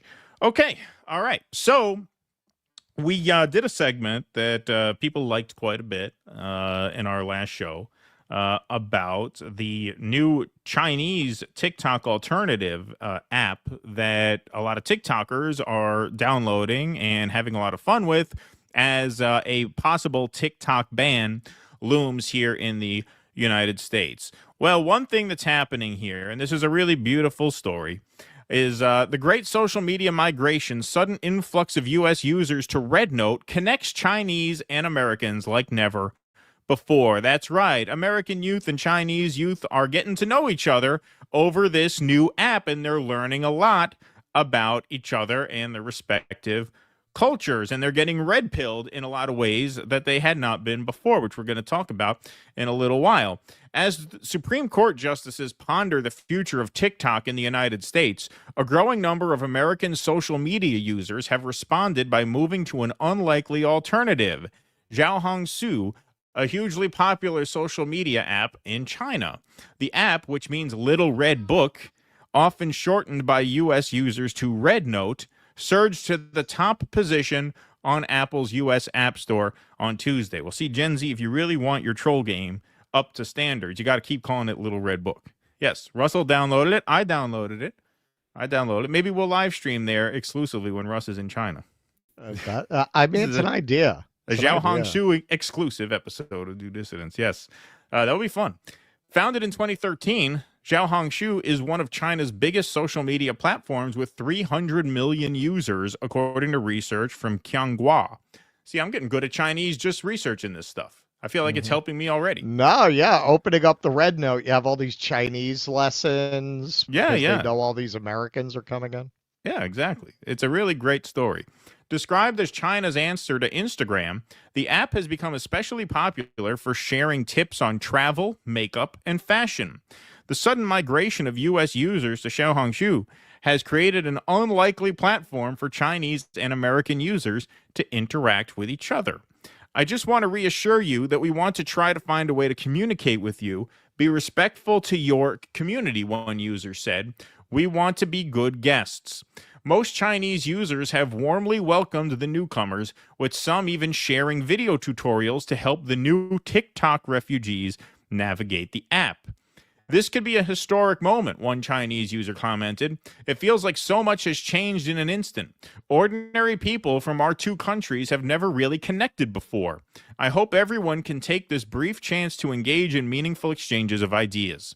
One person even seized the opportunity presented by the influx of American netizens to ask for help with their English homework in a viral post that garnered over 2,000 likes. So here we go. Hey, my homie, could you help me do my homework? And then you have Americans. First of all, no one said homie in 15 years. Yeah, well, there you go.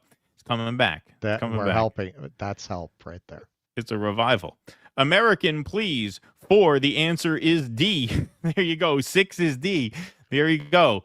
Helping with homework from halfway around the world. What a beautiful thing. Here is an American excited to be on the app. This is a nice message. So, like, low-key, I don't know what's happening anymore. Americans are coming here. So, sorry if y'all hate us. I promise we're not gonna... We'll do our best, but, like, y'all could just, give me some recommendations, put me in the right direction, We're doing great over here. Don't even worry. Don't even worry. We're gonna do so great. This is so much better than TikTok. Anything but Meta. I can't go over there, okay? Instagram Reels I can kind of take. Facebook and YouTube Shorts, nah. No shot. Never happening. So. There you go. An easy convert. So it's all very nice. It's all very friendly. It's very warm. It's great to see these cultures mixing. Yeah, very based as well, obviously. Of course, there is another element to this, though, and that is that the Chinese and the U.S. users are starting to learn about their respective countries and how things work. And that's leading to a red pilling, no pun intended, of a lot of Americans. So DD Geopolitics says, they've started comparing medical bills on Red Note. So here's a Chinese user telling all of the new American TikTok refugees how surprised he is to know how much an ambulance ride costs in America. And he compares that to the cost of an ambulance ride in Shanghai. Hello, fellows. In my last video comments, some of you share your medical bill, and that the cost of ambulance shocked me, man. Look at this, $9,000 for an ambulance and the insulin. That's like 3 months of income for an average American. And this, $900, just for an appointment and painkillers. In China, it only costs about $10.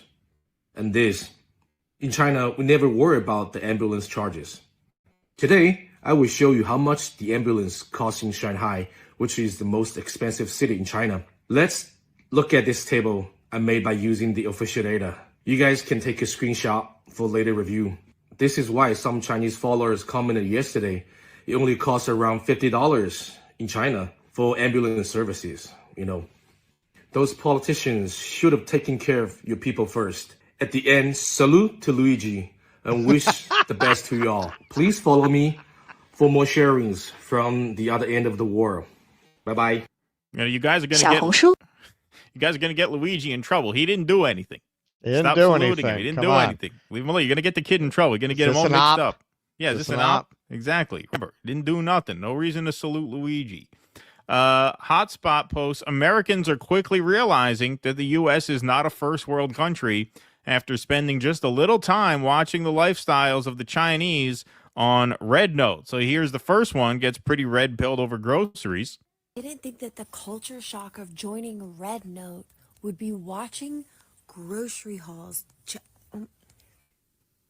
Chinese grocery hauls are insane because they can actually afford food.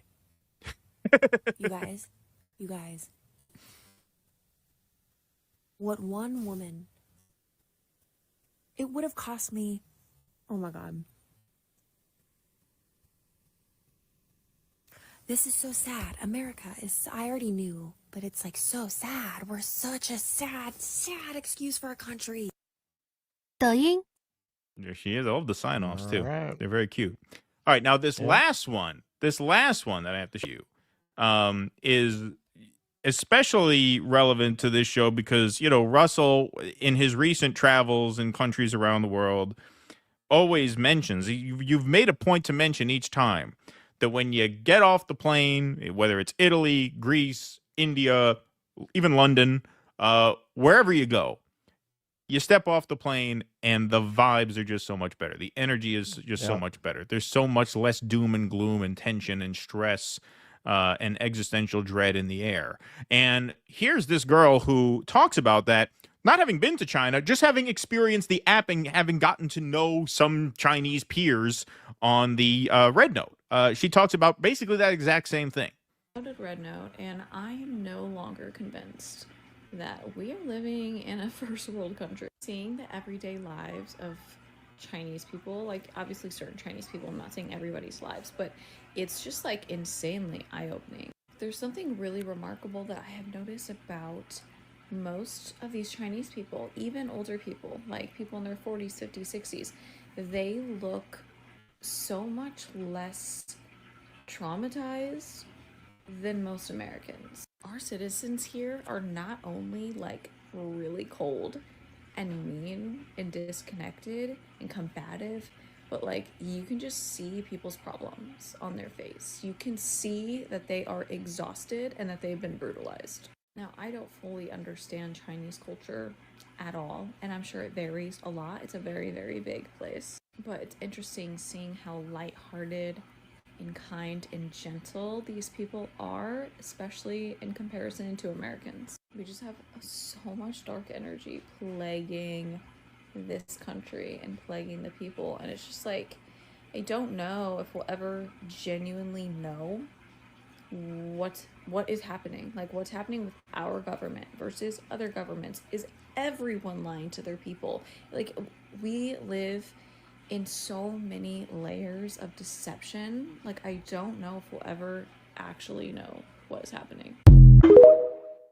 Sounds exactly like you from having traveled to these other places. Sounds exactly like you. And that's not from going to China. That's just from interacting with Chinese people on this app and observing the differences, whether material, as the ambulance guy was talking about, or just the cultural differences.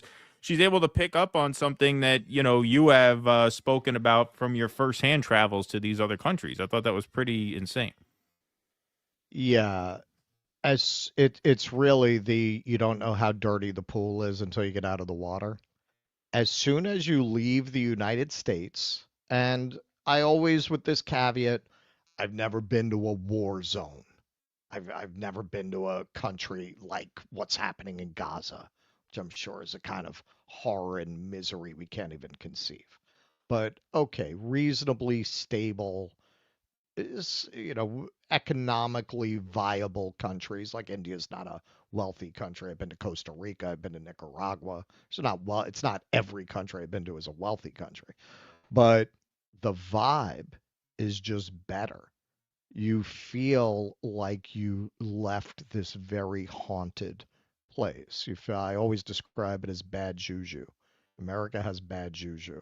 You know what it really reminds me of? The Black Lodge in Twin Peaks. You realize that you live in the Black Lodge, and you don't even realize you live in the Black Lodge. You leave the Black Lodge, all of a sudden people aren't talking backwards.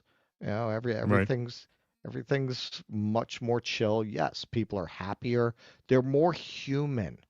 Just the way people behave and interact towards each other. It's just more human. It's just less with an assumption of mistrust, or we're so programmed to see everyone without even thinking about it as a potential competitor for resources.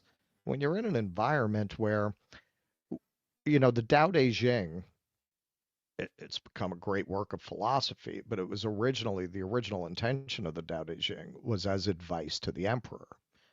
And I think the greatest message it has about leadership and the effect that leadership and leadership styles have on the people is it constantly goes back to refrains like, if the emperor is dishonest, the people will be dishonest. If the emperor steals, the people will steal. And really, you can project that away from a monarchical system just to any social system. Your government, by its policies, is sending you a message. And the message that it sends you is going to be reflected in how you think the world works. When you've got a government that will let people die for lack of health care, that will take everything you own because you got sick, what kind of people does that create? Right. The government is telling you you only have as much value as the money that you are able to accumulate to protect yourself from the predatory nature of the world around you.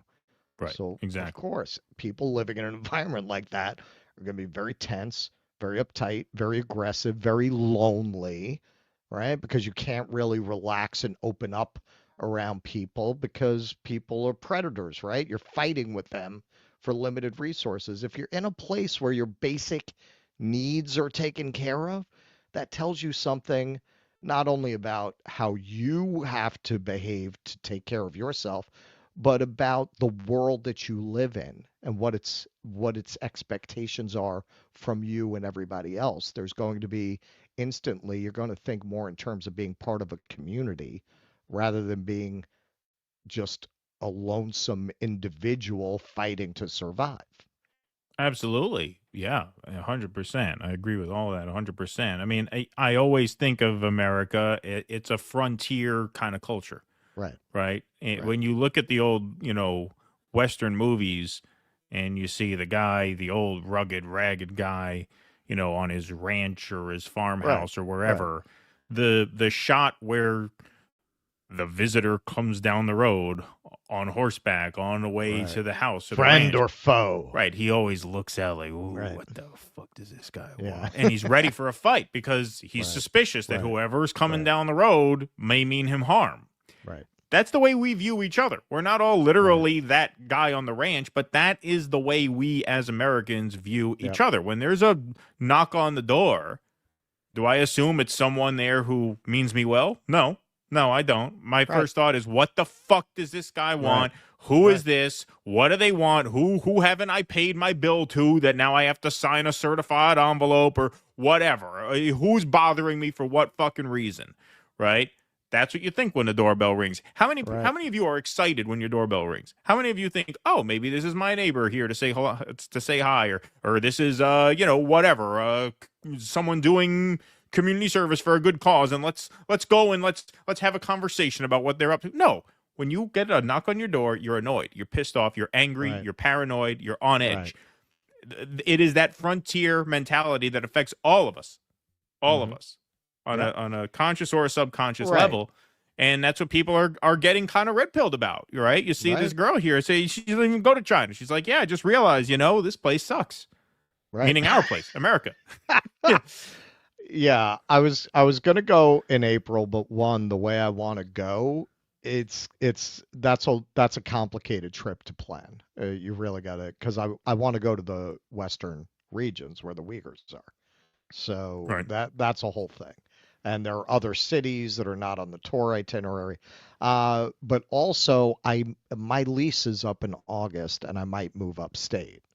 So that's a lot to go to China now and then try to go there and figure that out and blah, blah, blah.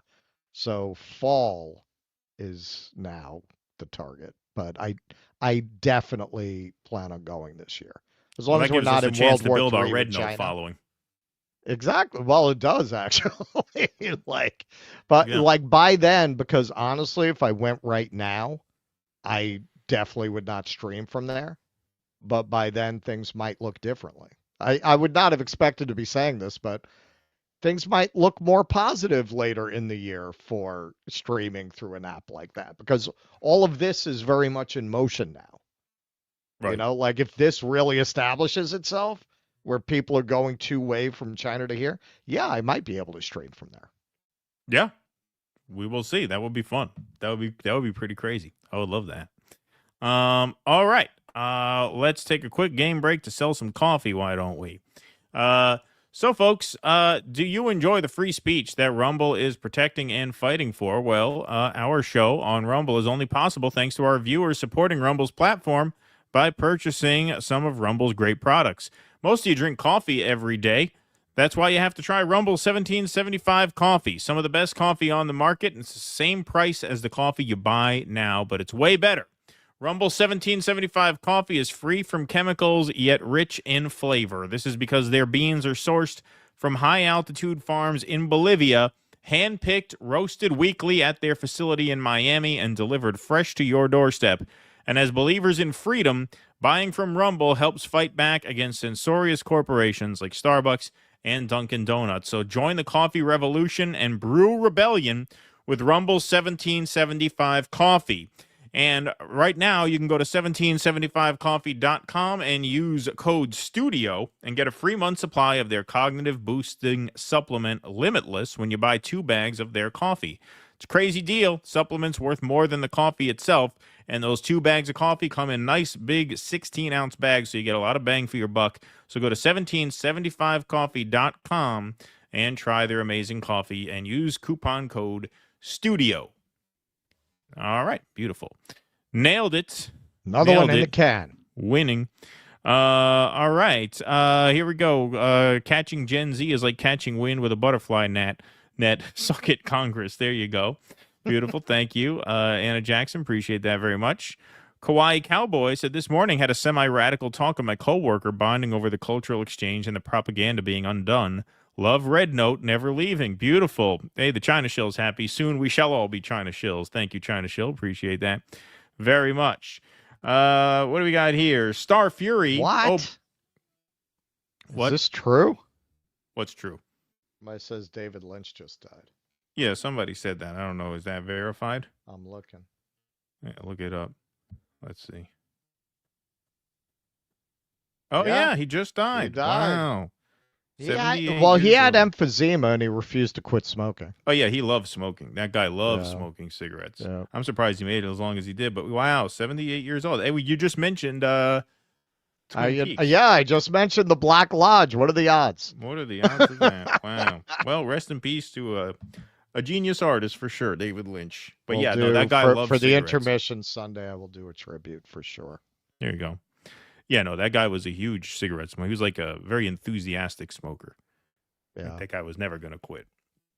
And he never did. Oh, by the way, I just sent 200 billion more to Ukraine. Peace out, beast. Thank you, Star Fury. Appreciate that.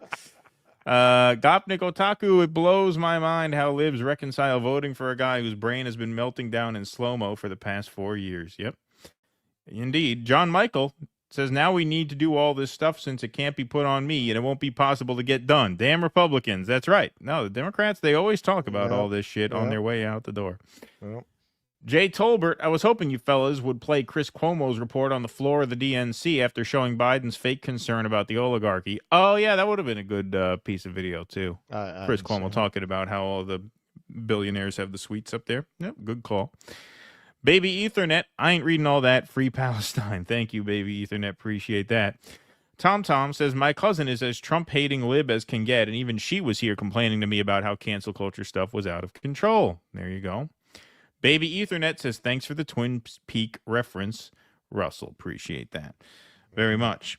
All right, so we got another fun one. This is a really fun one, actually. This is, yeah. Go ahead. Take it away. All right.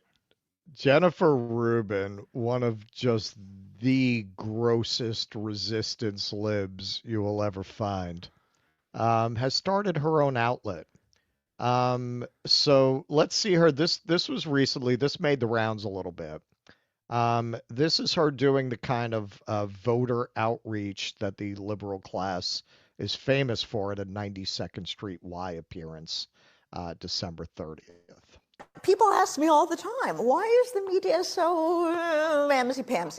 And there are two explanations. One is they are convinced that if they would just move a little bit to the right, all those MAGA readers out there, now you'll notice the contradiction in terms, MAGA readers, would pick up the Washington Post and they would have more readers. What is the logical fallacy here?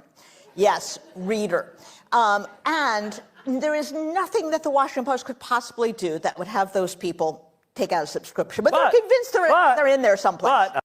our rally, stand up, be American. Yeah, it's not that the Washington Post is a propaganda rag with no content to recommend it. It's that they don't read. They don't read. So, whenever I hear things like this from libs, I always say, well, so how much do you suck that you're losing this badly to people that, according to you, don't even read? You can't read. If they can't read, why do you keep losing to them? What is wrong with you? Are you admitting that you're so intrinsically repulsive that people who haven't mastered the alphabet can beat you in an election? Right. I mean that's the only conclusion you could draw, right? It always reminds me of the Train Spotting line. Everyone hates the British. I don't. They're just wankers. We, on the other hand, have been colonized by wankers. Right. Yeah. So Glenn Greenwald had a little fun with this. Given Jen Rubin finally quit the Washington Post to start a blog called The Contrarian with Norm Eisen, senior fellow of the Brookings Institution, totally known for contrarianism. Here's my absolute favorite TV clip from the Queen of Partisan Dreck.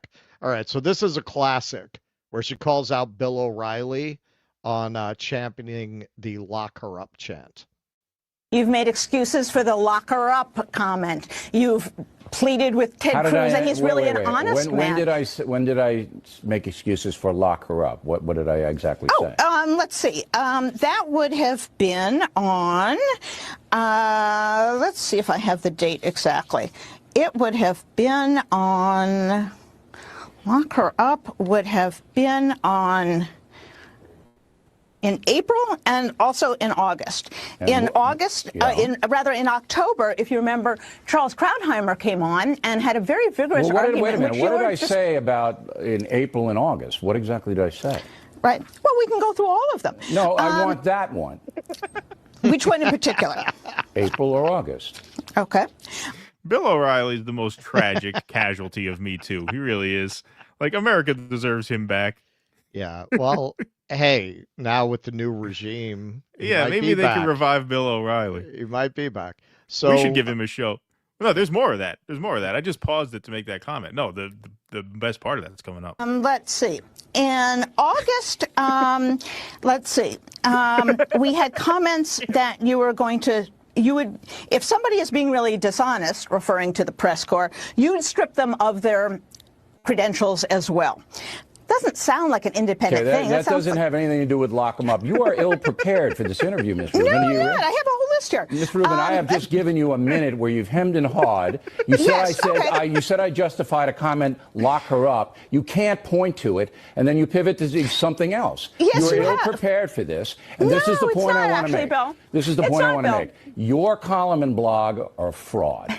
We have been tough on Trump here, and I'm going to roll some tape. No, it's not. Oh, you play this little montage for all your guests. It shows the three things that you said mean about him. That guy's a pro. Oh my God! Just the mind of somebody who could hear that woman's voice and not just bust an aneurysm. I can't even imagine somebody listening to that by choice for pleasure. This is hey, they've been giving them shit about CIA black sites at Guantanamo. You want something that'll pass muster with Amnesty International, make them listen to this. They'll give up the secrets right away. Right, exactly, yeah. So here's an example of the kinds of insights she shares. Once again, our friend Michael Tracy, who does great work. Jennifer Rubin declares Bernie ungracious and inflexible for refusing to apologize for opposing the Iraq War, which Rubin and Crystal supported vociferously, yet both have nonetheless managed to leverage their shallow anti-Trumpism into huge platforms in resistance media. So Bernie here, this is 2019. I think it's when he was still running. Have you apologized to the nation for your foolish advocacy of the Iraq War? I actually remember this. I make no apologies for opposing it. There's Bill Kristol. Nope. I dislike quasi-Stalinists. See, everything goes back to the Soviet Union with these people. Stalinist demands for apologies. I've defended and will defend my views on Iraq and Syria and Milosevic and the Soviet Union and more as you defend yours. How about a real debate on U.S. foreign policy? I'll ask for no apologies on a campus this fall. To which Jennifer Rubin responds, this is a perfect example of why ungracious, inflexible Bernie would be a disastrous candidate. Just on a human level, he is unlikable. Have you looked in the mirror lately? Yeah. I before you start calling other people unlikable, like you are like the Yenta Strega of resistance media. Yeah. Okay, and this one. Wow.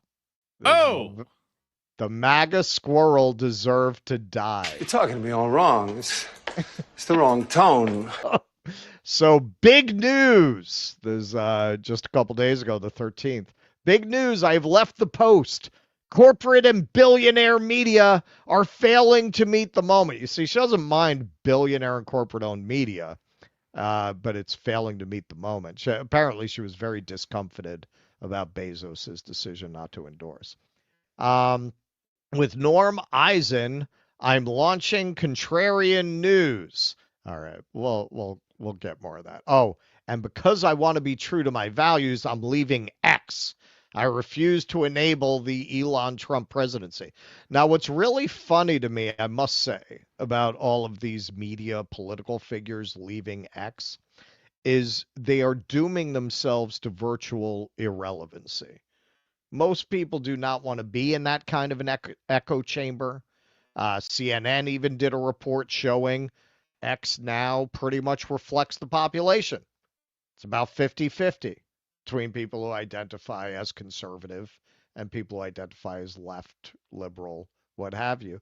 Nobody wants to be over in Blue Sky. We tried to get Jesse Signal. I'll reach out to him for our show. We tried to get him for Jimmy's. He wrote a couple of great articles about how he's getting death threats from trans activists on Blue Sky, and they were not doing anything about it, which tracks with liberals as we've experienced them.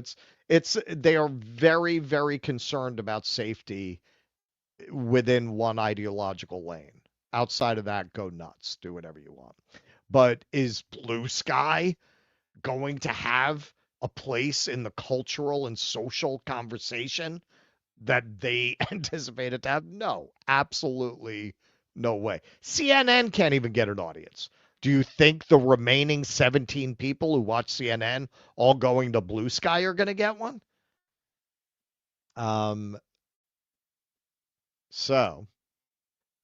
This was the announcement, which I got to say, man, this is really a Christopher Guest sketch. You know, Christopher Guest is old now. You know, he probably doesn't really have his finger on the pulse. But, man, if Christopher Guest in his prime were really working today, he might do something about the cringe nature of the podcasting / commentariat world. And this this would and what's his name? Eisen here. He actually looks like Eugene Levy, which is this looks like a sketch. This is like when you wander into the spare bedroom at the Passover Seder in a house that you're not all that familiar with. You walk in and calling it the Contrarian. Yeah. These two. All right. So that having been said, you can judge for yourself. Hi, I'm Jen Rubin. And I'm Norm Eisen. I am here to announce I am leaving the Washington Post in order to co-found with Norm an exciting new online platform, The Contrarian. We are going to bring you written material, podcasts, interviews, social media, all in defense of democracy. Our intent is to combat the authoritarian force that we all face. To help us, we have an exciting array of contributors from all walks of life, all ages, all backgrounds to help us in this venture. We're going to do politics. We're going to do law. But we know that any successful pro-democracy movement also has to be very vocal about culture. We'll have a humor column. We'll even have a cooking column, but we're going to sprinkle in a little bit of pro-democracy flavor. And we're going to have pets. We're very pro-pets. So please, well, apparently join not us squirrels. In this journey. We cannot do this without you. We want your contributions, your input, your ideas. Thank you for joining the Contrarian. I mean, I'm sorry. That is some best in show shit right there. We're going to have humor. We're going to have cooking. We're going to have pet care. We're going to have written articles and podcasts and interviews. Wow, this seems like a pretty big undertaking. Yeah, yes, people are really clamoring to get a dose of what the idea of this editorial team's humor sensibility would be. What they would consider humor. Yeah, we need to watch you two making kugel while trading Henny Youngman one-liners back and forth. What is the thing? Like, Jennifer Rubin and like Don Lemon is the same thing. Even Chris Cuomo, as I understand, his podcast is a little more successful. I don't really know why. I would kind of lump them in. They're basically the same category of people. Mm-hmm. They are who the corporate media was made for, because they're kind of like, okay, they get hired as part of a package deal, right? When you start an outlet like a podcast or an independent project, you're not part of a package deal. You are the deal. Like, you are the product. If people don't like you, why would they subscribe to you? Like, you could subscribe to the Washington Post, and as part of your subscription to the Washington Post, every once in a while, you're going to get a Jennifer Rubin op-ed. She comes with the package. It's part of the paper. Who's going to actually go out and specifically seek out paywalled content by Jennifer Rubin? And Don Lemon, same thing. Chris Cuomo, same thing. Like, I guess they all do it because once you get that kind of exposure, you get Don Lemon's enough numbers followers. Are terrible. We do better than Don Lemon. Yeah, no, but I'm saying, like, you can make it happen at least, I guess. But with her, like, she's not as big a star as Don Lemon. She's an op-ed writer who does cringe interviews every once in a while on TV. But we'll see. Hey, I wish them the best. That's a fallback. I mean, I'm a funny Jew. I could write for their humor column if all else fails. Yeah. Nice to have a fallback. Let's reach out. Let's see if she'll come on. We should write them a column on spec. Say, hey, we wrote this on spec. This is for your consideration in your humor column. We understand you're branching into humor. We wrote a funny recipe. Yeah, right. Yeah, exactly. Yeah. So some of the responses are great. Find yourself someone who looks at you like Jennifer Rubin looks at Norm Eisen. POV from Libs of TikTok. POV, you died and went to hell. Well said. Walter Kern. Gilbert Gottfried does the aristocrats. Yeah. Yeah. But now she's already possibly opening herself up to legal liability. That didn't take long. Charles C.W. Cook. Now that she doesn't have any editors, Jennifer Rubin is going to become more unhinged than can possibly be imagined. She was a reckless catastrophe before, but now, and this is from Blue Sky Libs, Jen Rubin falsely reports that Pete Hegseth was unable to answer allegations of sex with minors in yesterday's confirmation hearings. No such allegations exist or were asked about.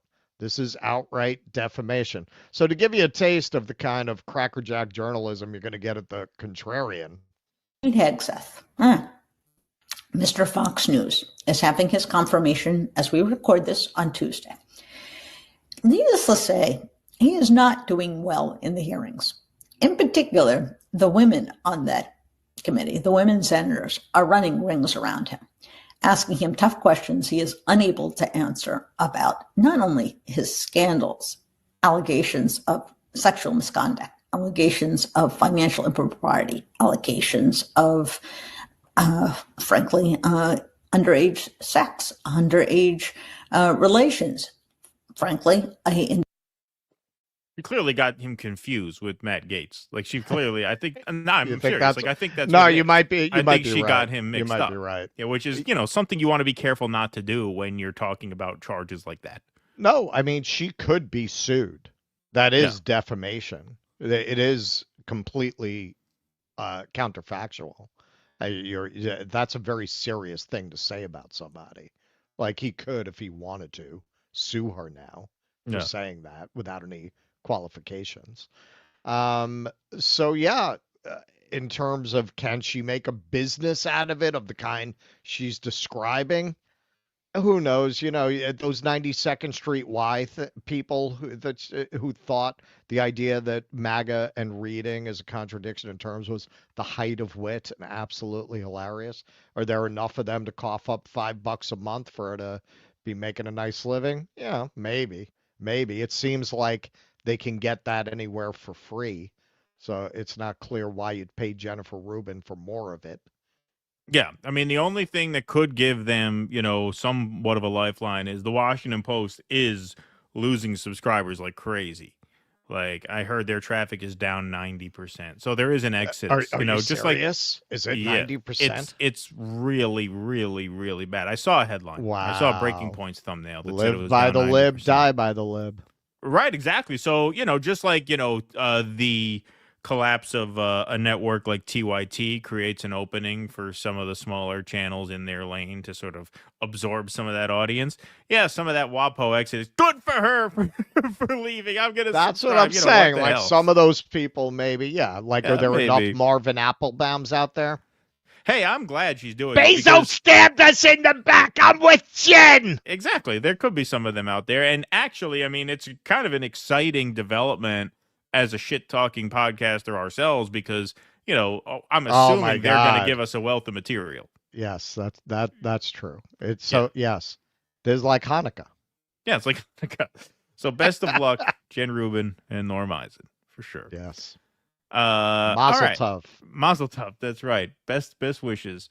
Baran, B-A-R-A-N, I don't know how to pronounce that, became a YouTube member. Thanks very much for that. That's very kind of you. Sparky, thanks for the $10. As a GI in West Germany during the Cold War, looking beyond the no man's land fence border into East Germany, it was like standing in color and looking into black and white. Nowadays, U.S. is black and white. There you go, Sparky. Thank you for that. Eric Maines, breaking DNC's new Get Off Our Lawn platform to challenge Red Note, marketed as an alternative to whiny Gen X and Zers who don't get free market capitalism. Thank you, Eric Maines. Black Spock, thanks for the $1.99. Appreciate that. In August, ill-prepared, insufferable lib, says Baby Ethernet. Thank you for that very much. We got Maria Spry. Thank you for the $20 donation. That's very kind of you. Sparky, thanks for the $5, said O'Reilly had embarrassingly huge gaps in his knowledge, but his skill lay in putting together an entertaining show in its place and era. It was an entertaining show. He is a pro, absolutely. That guy's got skills. Bartholomew Smuts, thanks for the $2 donation. Appreciate that. Kawaii Cowboy over on Rumble. We have that one done already. Okay, Stoop Sign. This girl on Red Note complaining about dark energy. Biden said he'd get rid of our dark energy if he only had more time. Yes. R-Team-W, speaking of the Black Lodge, R.I.P. David Lynch. Speaking of Twin Peaks, that's pretty David funny Lynch, that came up today. dead at 78. Yeah, it is kind of crazy. What are the odds of that? Monkey Rotary, the only time there's a knock on my door is for my escort, and I'm always excited. There you go. Good for you. Living a great life. Goo81, don't forget about Sam Husseini, who for the first time was arrested before Max's exit after asking Blinken if he should be at The Hague. Oh, I didn't know that. We would have included that too. Was that on video, or did he just tweet that happened? I didn't see that. The Max thing just broke before he went on, so it could be out there. I just didn't see it, but good for him. Hillary Hinton, this 1775, excuse me, is a damn fine cup of coffee. Lynch is dead. Long live the Norwegians. R.I.P. Thank you, Hillary Hinton. For your China trip, Russell, says Dr. Durkin, Canadian expat of 17 years, Daniel Dumbrill, living in China, has a good YouTube channel. Ben Norton, also in China, was just on this morning. They talked about the Red Book. Oh, all right. Interesting. Cool. Thank you, Dr. Durkin. Appreciate that. All right, folks, we got one more story on the day. That's right, one more story before we bid you adieu for 2 full days, and then we're back on Sunday to start another marathon, because we're on Sunday, Monday, and Tuesday. So Monday, we are going to be doing the inauguration coverage. That will be live exclusively on Rumble. We made a deal with Rumble, so we're going to be exclusively streaming to Rumble. So if you're not subscribed to our Rumble channel, you got to go over there and do that. That's rumble.com/do dissidents. Or if you want to just go over to this very live stream, dodissidents.com/rumble. But you got to follow us over there because that's where we will be, there and only there, on Monday, starting late morning, ending around mid-afternoon. It's going to be a really fun time, so make sure you're following our Rumble channel. Alrighty. Maybe we do Blue Velvet for the movie this month. I really want to do Arlington Road. It's a good opportunity to do that. I mean, but a David Lynch movie. Yeah, I know. No, I mean, we could do that anytime, no?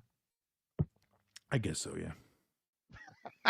I mean, Blue Velvet's probably like the most political. That's probably the most. Probably has the most sort of. That's probably has the most social commentary of any. Well, of his yeah, movies. because the vision of America is really core to that movie. Right. Okay, so because there are boobs in that movie, and butts. Oh, that's right. If you want to make it right, easy, we can't do. So for my money, my favorite Lynch work may be the final hour of Twin Peaks, of the original Twin Peaks. That final hour set in the Black Lodge may be my favorite work he ever did. All right. Well, I haven't seen that, so. All right. So, you never watched Twin Peaks? No. All right. Okay, so here's a story near and dear to my heart. Louisiana. I've spent a lot of time in that state, more than any other state outside of New York.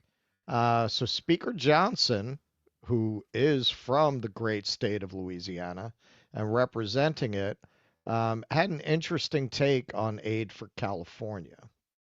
Are you open to providing aid to California without any conditions at all?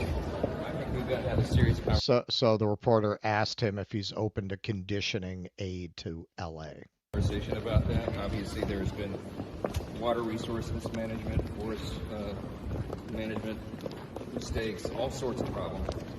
And it does come down to leadership, and it appears to us that state and local leaders were derelict in their duty in many respects. So that's something that has to be factored in. I think there should probably be conditions on that aid. That's my personal view. We'll see what the consensus is. I haven't had a chance to socialize that with any of the members over the weekend because we've all been very busy, but it'll be part of the discussion for sure. What about the debt limit increase? What about tying the debt limit increase to it? There's some discussion about that, but we'll see where it goes. Okay, so he's open to conditioning aid to California. So this is, I don't actually know this representative, but he's a congressman from California, John Garamendi. Do you know him, Keaton? No. All right, well, he commented on this. And modify my remarks. Without objection, the gentleman is recognized for 1 minute. Thank you. Madam Speaker, there's a great tragedy occurring in California as we speak. Members of the California delegation have spoken on the floor about the extraordinary damage, the loss of life, and the lives that have been disrupted. I was shocked to watch on television the elected leader of this House suggesting that federal assistance to deal with that tragedy would be conditioned. Didn't specify on what, but I would remind that gentleman that $120 billion has gone to Louisiana over the last 20 years dealing with the tragedies, Katrina, New Orleans, and the like. And that's not the total count. It would be unconscionable for this House to place any condition on the necessary assistance that Americans should give to our American people in Los Angeles. I would ask us to search our conscience and for the leader, elected leader of this House to do so also and put aside those requirements. I yield back. Gentleman's. Okay, so Louisiana has been an enormous recipient of federal aid, $120 billion, and for good reason. Similarly to California, it's prone to natural disasters, in their case, hurricanes, most famously Katrina. So they had a discussion about this with Jesse Waters on Fox News, who had a really remarkable take on why that should not apply to Louisiana. That strings need to be attached to this. I have never heard from anybody who's advocating for strings to be attached to aid say this about any other natural disaster. And good on DeSantis usually does a pretty good job. Really? Okay. Well, things have happened other places. Like, let's talk about Louisiana. There's been $120 billion in aid spent on Louisiana in the last 2 decades. Have you ever said anything about Louisiana? Louisiana doesn't have a history Don't try to justify misusing funds to the level of Democrats in California. I think we should look under the hood of Louisiana for a second. Tom Tillis, to They his haven't credit, wasted $24 billion on a train to nowhere. Tom Tillis, North Carolina, said we need to treat everyone the same that we treated the people of Western North Carolina. You know, but Rick at some Scott said point, that as if well. you are delinquent and You take this derelict point in protecting because you want to make a people- partisan point, and No, because I don't want Donald to make Trump a partisan hates point. Gavin, really? Jessica, will you? I don't want to make a partisan point. I want. All right, you want to talk about since we're in Louisiana, let's reference one of the greatest novels that Louisiana ever produced. This is a confederacy of dunces, if ever there was one.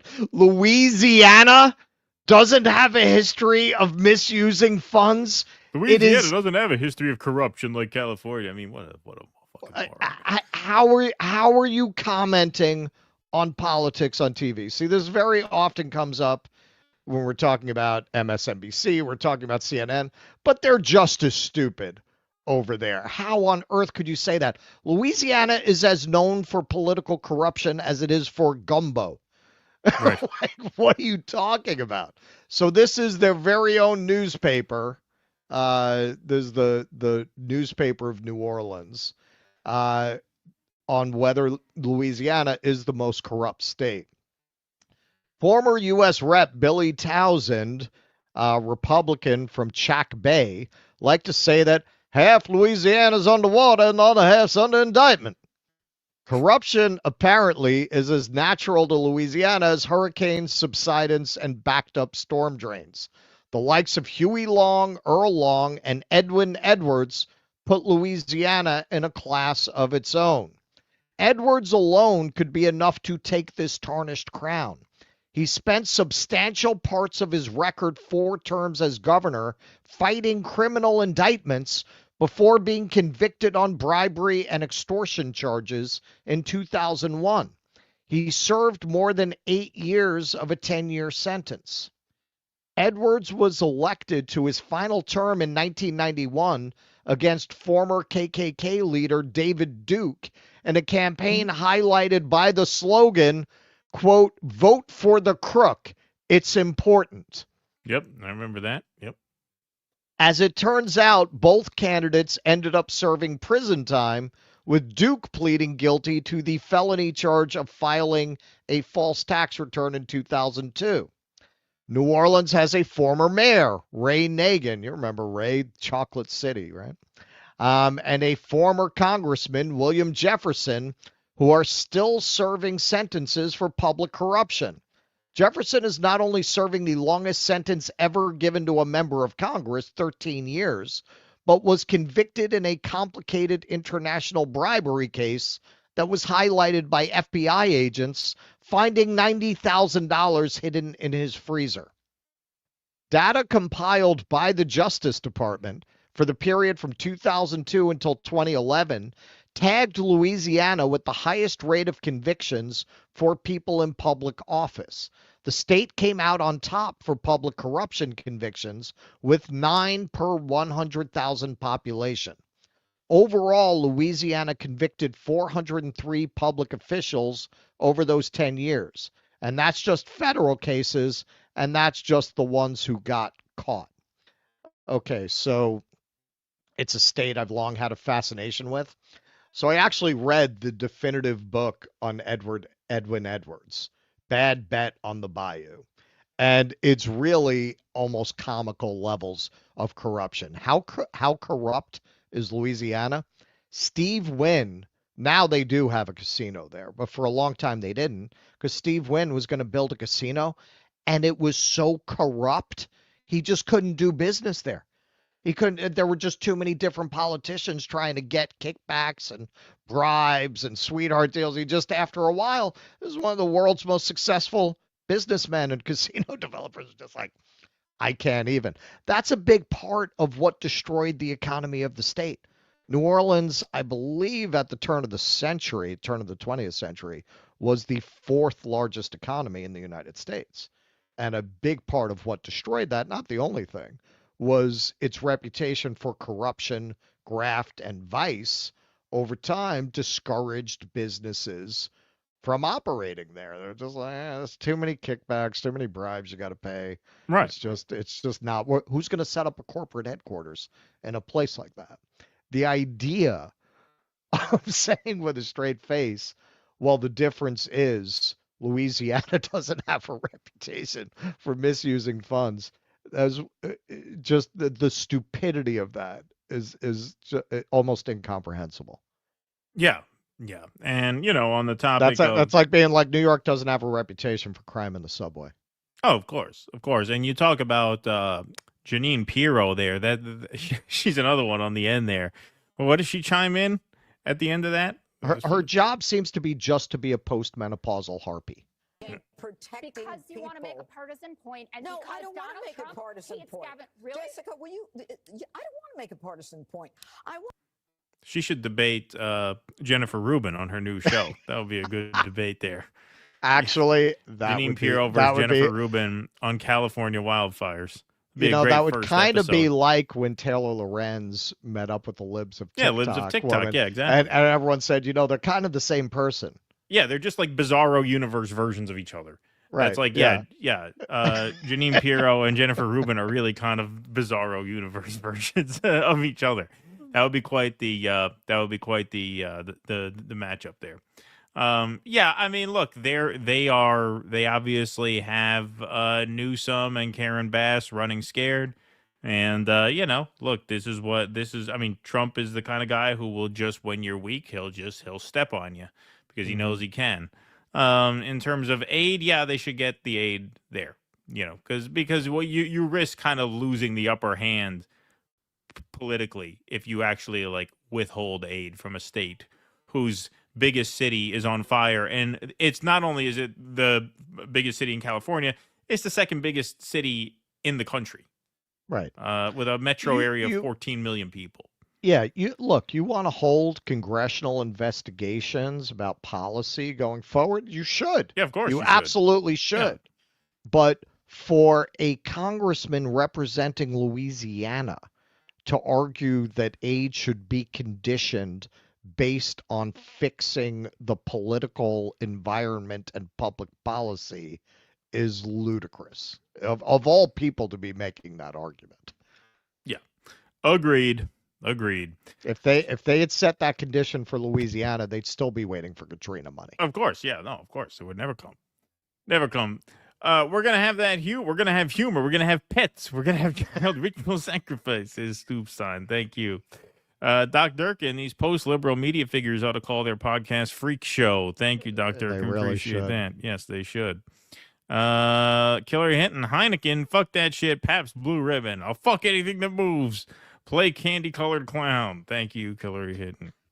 Sparky63, your boy Mike Johnson is complete and utter rube who just fell off the turnip truck. Not a good look. Thank you, Sparky. Let's see here. John Michael, all Norm needs is a pitchfork and the background has to be changed to a barn. There you go. I fantasize about Keaton's sketch where Russell is a mental Zionist and Keaton Norm Finkelstein. Okay, that's a response to that. Thank you. John Michael, I hope Hegseth sues her for all the money the contrarian makes, all 15 cents. Thank you, John Michael. Appreciate that. Michael Castillo says Keaton Bob Euchre died today at the age of 90. Yeah, wow, that's crazy. I didn't think he was still alive. I assumed he'd be older than 90 because was a baseball announcer, but he was in. I know he is. Yeah, he was in that movie Major League, which was what was that movie? Was that 89 or 90? That was like you got to die at the right time, man. He dies right when Lynch dies. Nobody cares. That's right. I mean, Major League, that was like late 80s, early 90s, and so if he's 90 now, that means what? Was he only in his 50s when that movie came? He looked older. Than that, so I assumed he was a lot older than 90. I assumed he wasn't alive anymore, but all right, Bob Euchre, rest in peace with David Lynch. John N., thanks for the $2. Heineken, F that S, Pabst Blue Ribbon. There you go, another one. John Michael, I don't think there's an IQ test for TV news anchor. John Michael, Janine Pirro debating Jennifer Rubin would be torture. Yes. Yes, it would. Yes, it would. Hey, you we are have, one suave fuck. Here's to Ben. We have 931 likes.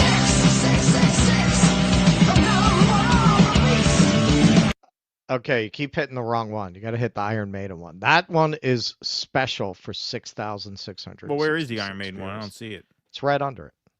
Oh, there it is.